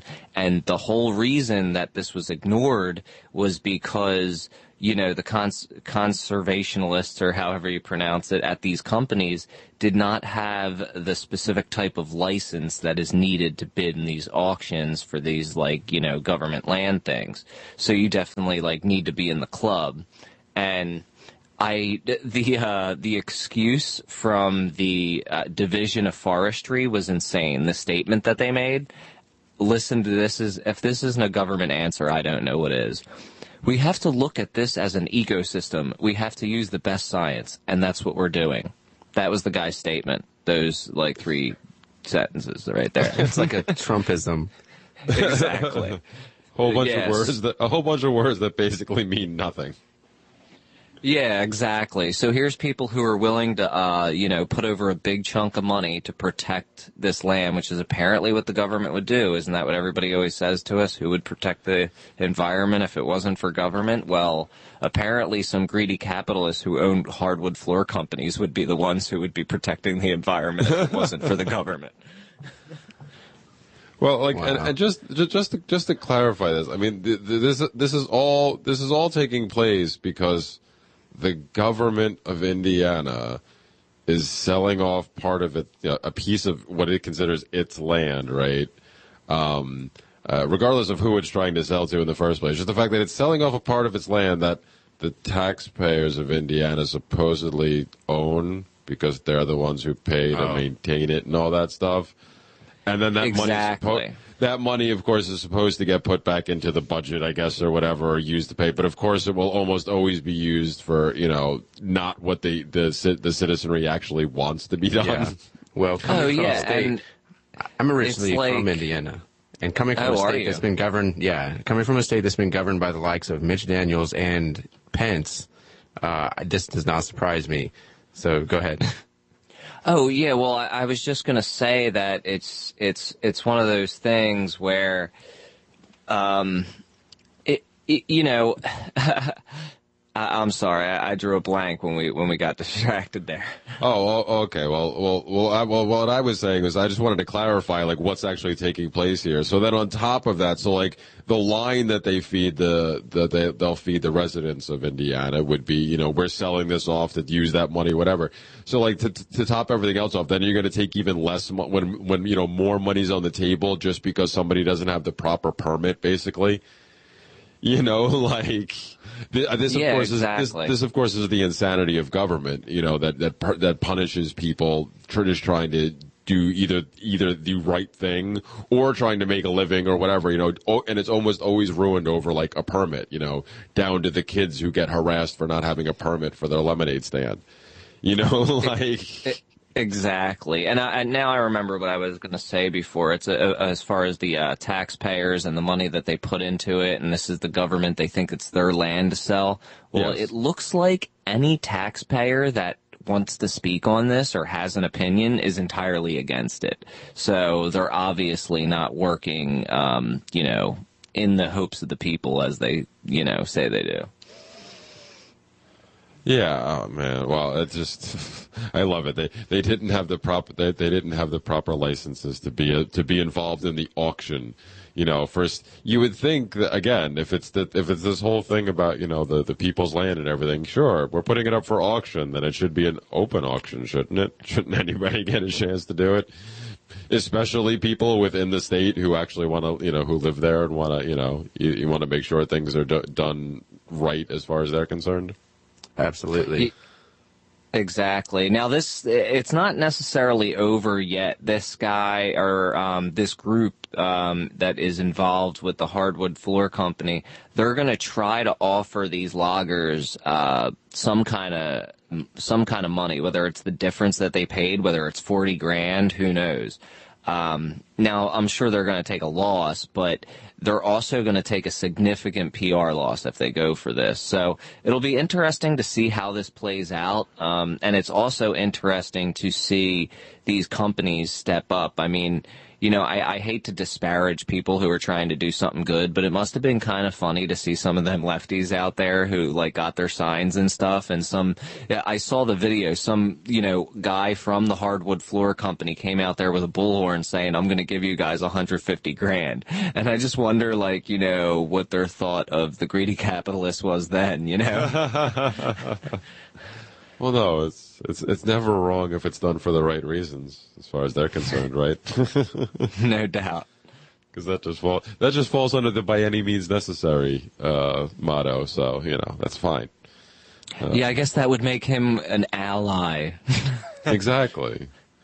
But yeah, it is. It's nice to see, you know, like you said, regardless of their politics or whatever, the fact that, you know, people are actually willing to get out there. Now, you know, like you said, it may not officially be over, but I'm kind of thinking the logging company's going to want a lot more than just the difference because of whatever they'll be able to make off of that particular land and all those trees that are already there that they can cut down and put to use. And, you know, that's going to be the other thing for them. I'm not holding my breath. Yeah, because it's not just the purchasing of the land in particular. You know, if that was the case, if, you know, somebody else was just thinking about moving in there, be like, oh, I guess I could sell and make a little extra money and go find someplace else to live. Nah, they have profit in mind to begin with. I mean, I didn't see anything in the article, but I guess you didn't find anything, but about you know, if this particular company in general. Was it just the fact? I did see that a lot of other companies don't get involved in these auctions specifically because of the bad PR. Do you think it was just this company would just this particular company got it because they either don't care about it, or because they were actually getting some kind of deal from the government in the first place because of the auction? I don't know, because these I would assume type of thing. Yeah, I mean, this whole thing reeks of cronyism because, you know, you only have a few logging companies show up and everybody needs some specific type of license. It's like, you know, if you and your buddies get together and it's like, oh, let's cut everybody out of something. How do we do that? Let's just make up some fake license that nobody else can get and we're the only ones that can get it. It sounds like it's something like that to me. I mean, but, you know, I always have my tinfoil hat on. Well, no, I know, and I try to be skeptical of everything. That's why, you know, at first I was like, well, yeah, sure, maybe cronyism, but then I'm like, but then when I saw that you wrote that a lot of companies stay away from this in general, because that makes sense too. You know, you don't want to, you know, if you're out there for, you know, even if you are the greedy capitalist that so many people think you are, you know, and you're out there for profit, but you're going to get protested by environmentalists who, by and large, are usually harmless, but some of them, just like with any group, or the extremists can be dangerous when they get involved. You got those eco-terrorists out there for sure. Well, yeah. So like there is a threat of that. So like, you know, do you really want that being rained down upon you? It's, you know, you would think with the way so many people think about capitalism in general and how many people are so greedy, you would think that wouldn't happen, that there wouldn't be that many companies that back down. It was interesting to see that though. So like I said, that's why I'm like, is this company really just willing to take a chance, or do they know something that the rest of us don't know? And that's why they, you know, like you said, they're in that little club that they get the option, you know, basically just like the no bid contract things essentially, you know, where it's like, oh no, we're giving people options. No, you're not. Yeah, and to that point too, I find it very interesting that the people who stepped up on the other end to fix it were a hardwood floor company. That's just so ironic.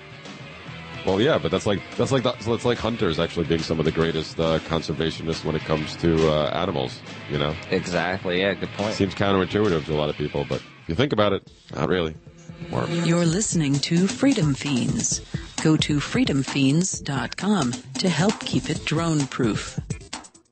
Actual testimonials from real Numanna customers. I've tried all kinds of food storage, and Numanna is by far the best. I'm a single mom with 2 teenage boys and a full-time job. I don't always have time to cook a 4-course meal. That's where Numanna has been such a blessing. I can spend less time in the kitchen and more time on what matters most, like helping with homework. Find out for yourself. Order online at thepowermall.com. That's thepowermall.com. Numanna is... Food stores I love to eat. Yum! Thepowermall.com.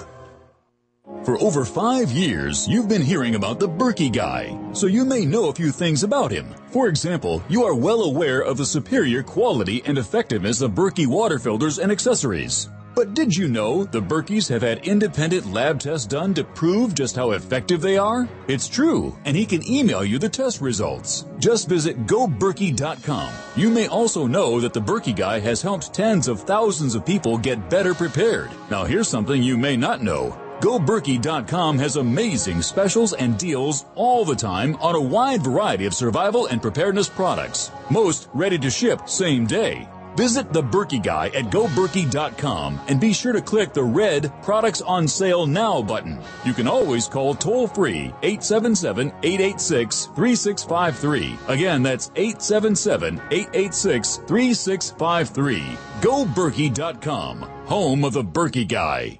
The answer to being in control of your own healthcare is freedom from insurance. Become part of a group of self-pay patients that come together to share in each other's medical expenses. Individual share amounts begin at $107 a month and $347 for families. Choose from 3 health-sharing programs. Holistic treatments may be eligible for sharing. See guidelines. Discount programs available for dental, vision, and pharmacy. Go to libertyoncall.org. That's libertyoncall.org.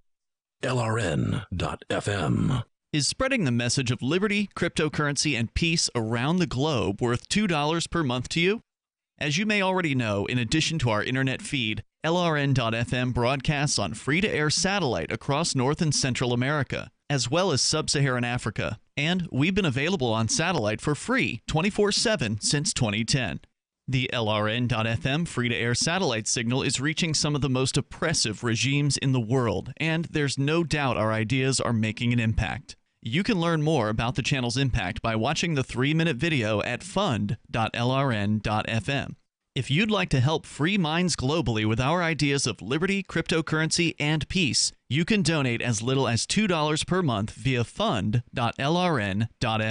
You can help us continue and expand our satellite broadcast to multiple continents. Visit fund.lrn.fm today, and thank you for your help. Don't forget to share the link on social media. That's fund.lrn.fm. Did you know you can get news updates about what's happening with the Liberty Radio Network delivered in the way you prefer? You can sign up for our email updates at updates.lrn.fm. Plus, you can stay in the loop by joining our Facebook profile at facebook.lrn.fm or follow us at Twitter at twitter.lrn.fm. It's all free, so sign up now at updates.lrn.fm for news updates delivered to your email box, facebook.lrn.fm to follow our Facebook page, and twitter.lrn.fm to receive our tweets. I love My Magic Mud. I drink a lot of coffee. I had stains on my teeth. Then I found My Magic Mud, and I was told it would remove stains. So I paid attention when I brushed the first time. My Magic Mud is black tooth powder, and the difference it made in my teeth in one application was noticeable. With 4, my teeth were as white as you normal folks out there. Please go to mymagicmud.com and buy a jar. There's 150 applications for $25. You can use Bitcoin, mymagicmud.com.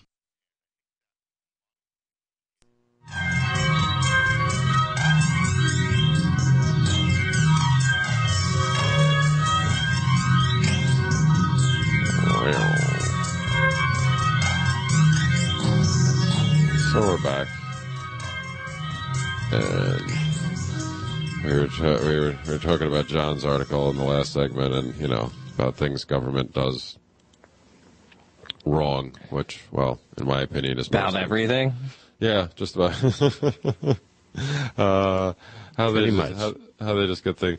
I don't know. Actually, they're pretty good at killing people.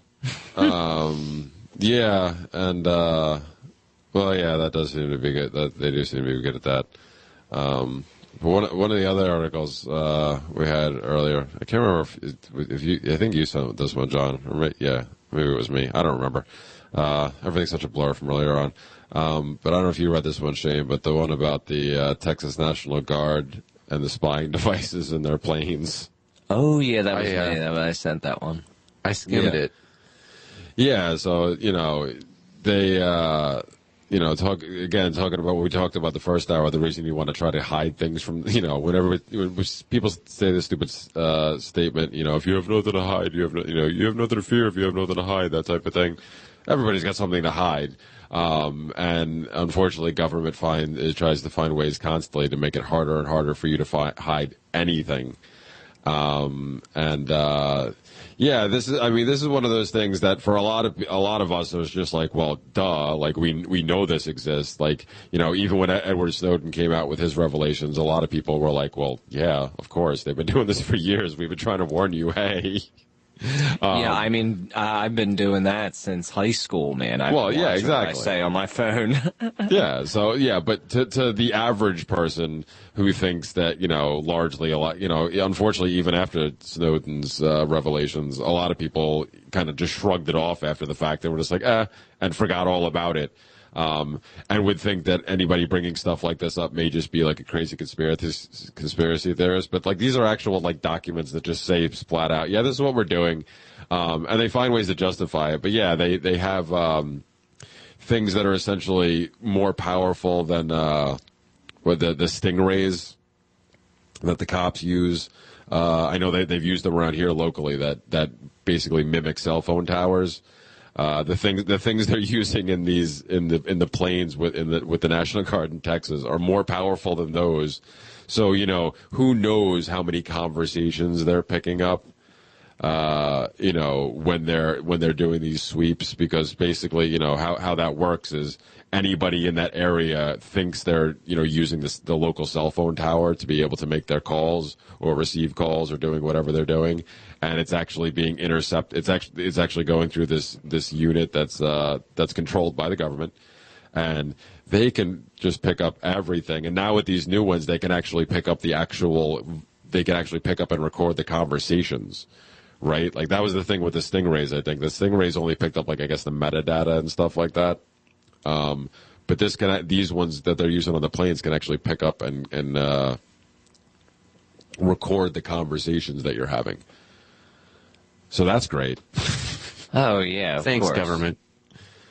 And the other thing is when the whole nothing to hide thing is, they keep on, every single day that passes, they keep on giving us more reasons to hide, and they keep on turning people who are ordinarily law-abiding citizens into criminals when they make more laws about stupid things. Yeah, of course. But yeah, the fact that people still utter that phrase just makes me nauseous. But it is. I think people are paralyzed, man. It's the same thing with why we don't see any anti-war activism anymore and stuff like that. I think a lot of people have just given up, and they realize that they're slaves. They might not want to admit it, but they have just acquiesced. Sounds like apathy. Yeah. I think that's the problem of our time. Yeah, I'm sure it's well, yeah. Again, I think that to me became very evident during the aforementioned Snowden revelations, when so many people that at least that I saw, even if they were finally like, oh yeah, for years they had been calling other people, including myself, conspiracy theorists for mentioning any of this stuff. Once it was out there in the open, they were just kind of like, we kind of knew it all along. What can you do? Whatever. And exactly. They just go on with their lives like, you can't do anything about it. So it's like, even though they were saying you were crazy a week ago. Yeah. Exactly. Well, of course, yeah. People like that will never admit that they're wrong in those situations. It's just easier to kind of just off and essentially move the goalpost and be just like, oh, you know what, so what? Okay, fine. It's real. That happens. So what? That happens every time the conspiracy theorists are right. Yeah. Well, because that's by design. Because conspiracy theorists is a term made up by the government to make people like that look crazy. So of course they have to keep up the act after the fact. Indeed. You're listening to Freedom Fiends. So much truth, it hurts. Starving in the Company of Beautiful Women is Michael W. Dean's novel from the year 2000. It's entirely fictional. Allegedly. Starving in the Company of Beautiful Women is a glorious story about a low-rent post-punk rock star, Cash Newman. Cash Newman is entirely made up. Not a guarantee. And is not based on any particular person. Not a guarantee. Cash Newman has lots of fun with strange ladies and with the party favors. Don't try this at home. And he hangs out with people who commit 3 felonies a page. But that's none of my business. It's all in good fun. And at the same time, it's kind of deep. But always spunky. Michael recently updated the book to a much better version. He released it as a paperback and for the first time on Kindle. As with this and all Freedom Fiends related things, please rate and review. Get Starving in the Company of Beautiful Women now on Amazon or at michaelwdean.com. For entertainment. LRN.FM. I've been told no in many different ways. I give you an order and you're going to obey it. George, you can go this way. You can't do that and you have to leave here. You cannot bring signs into the rally. Walk with me. Well, I'm comfortable here, actually. Whoa. Hey. Who do you think you are? Excuse me. There is no video and audio allowed in this office. No, I have work today. This is... You ain't gonna make it. Wait a minute. Hey! Oh my God! Unbelievable! Why are you running from me? Because you're scared me. What am I being detained for? You're being served. What is this? You're being served. What is this? Bureaucrats have a funny way of telling people no. That's the sound of the men working on the chain. Derek J's Victimless Crime Spree.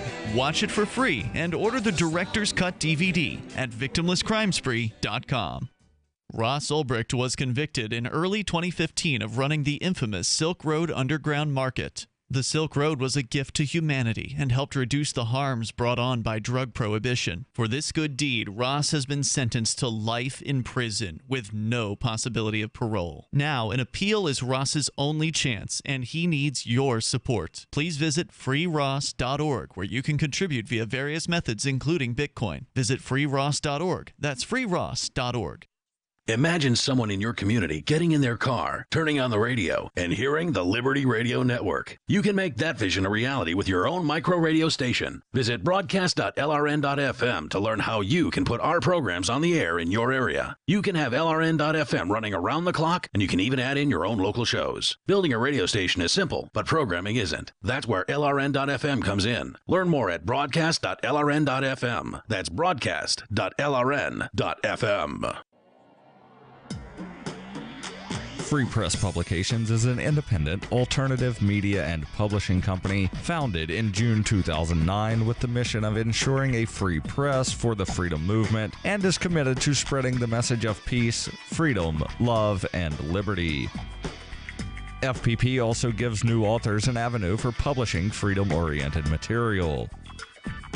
FPP brings you daily news and commentary on the website fpp.cc, as well as a daily 5-minute newscast, FPP Radio News, and weekly news, views, and commentary in the FPP Freedom Minute and Peace, Love, Liberty Radio at fppradio.com, and the monthly newspaper, FPP News, at news.fpp.cc. Find FPP online at fpp.cc. That's fpp.cc, as in Creative Commons. So you've signed the Shire Society Declaration and are planning your move to New Hampshire to be around more liberty-oriented people. Next, sign up for the Shire Society Forum at forum.shiresociety.com. There are a bunch of people there who are already in the Shire, and they want to meet you. If you're already in the Shire physically, you should also come by the forums. Remember, not everyone uses Facebook. New people are signing up for the Shire Society Forum every month, so drop in and say hello at forum.shiresociety.com. The 3 most important things you can do for LRN.FM are: 1. Let your friends know you're listening to LRN.FM on your social networking profile. 2. Buy the things you buy online through shop.lrn.fm. 3. Give $5 a month to the AMP program at amp.lrn.fm. It's my firm belief that the AMP program is the best use of your charitable dollar among liberty-oriented groups. Support all your favorite organizations, but make sure you give $5 a month to the AMP program at amp.lrn.fm.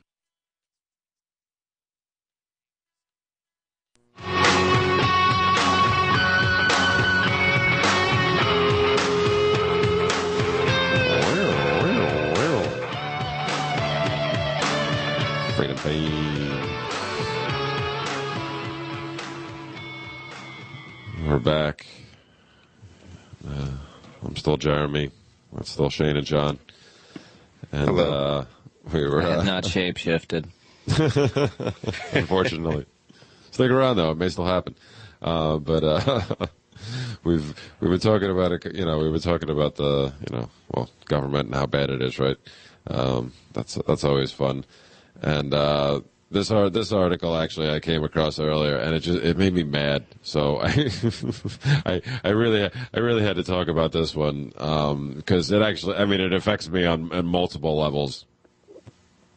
But it comes out of the New York Post, which I normally just scoff at because, it's one of the rags around here from New York. Fake news. Yeah. A lot of their stuff is very horribly, mainstream media, just absolute garbage. But occasionally they get some stuff that actually, makes sense or, there's some truth to it. But this one's titled, New York City is the cigarette smuggling capital of the U.S., according to a study. Which, of course, is no surprise to me, or I don't think you guys either, or anybody with half a brain, because the insane amount of taxes they put on cigarettes here. Like, I forget this sometimes, even though I still unfortunately have been an on and off smoker for years. I just can't seem to shake it. I'm currently off again. I'm back to just vaping ever since I was sick, which unfortunately I still am, actually. What does a pack cost out there? Well, yeah. $10. Out in the city, most packs are over $10 because there is the state tax alone is $4.35. And then the city, within the New York City limits, they tack on an additional $1.50 onto that.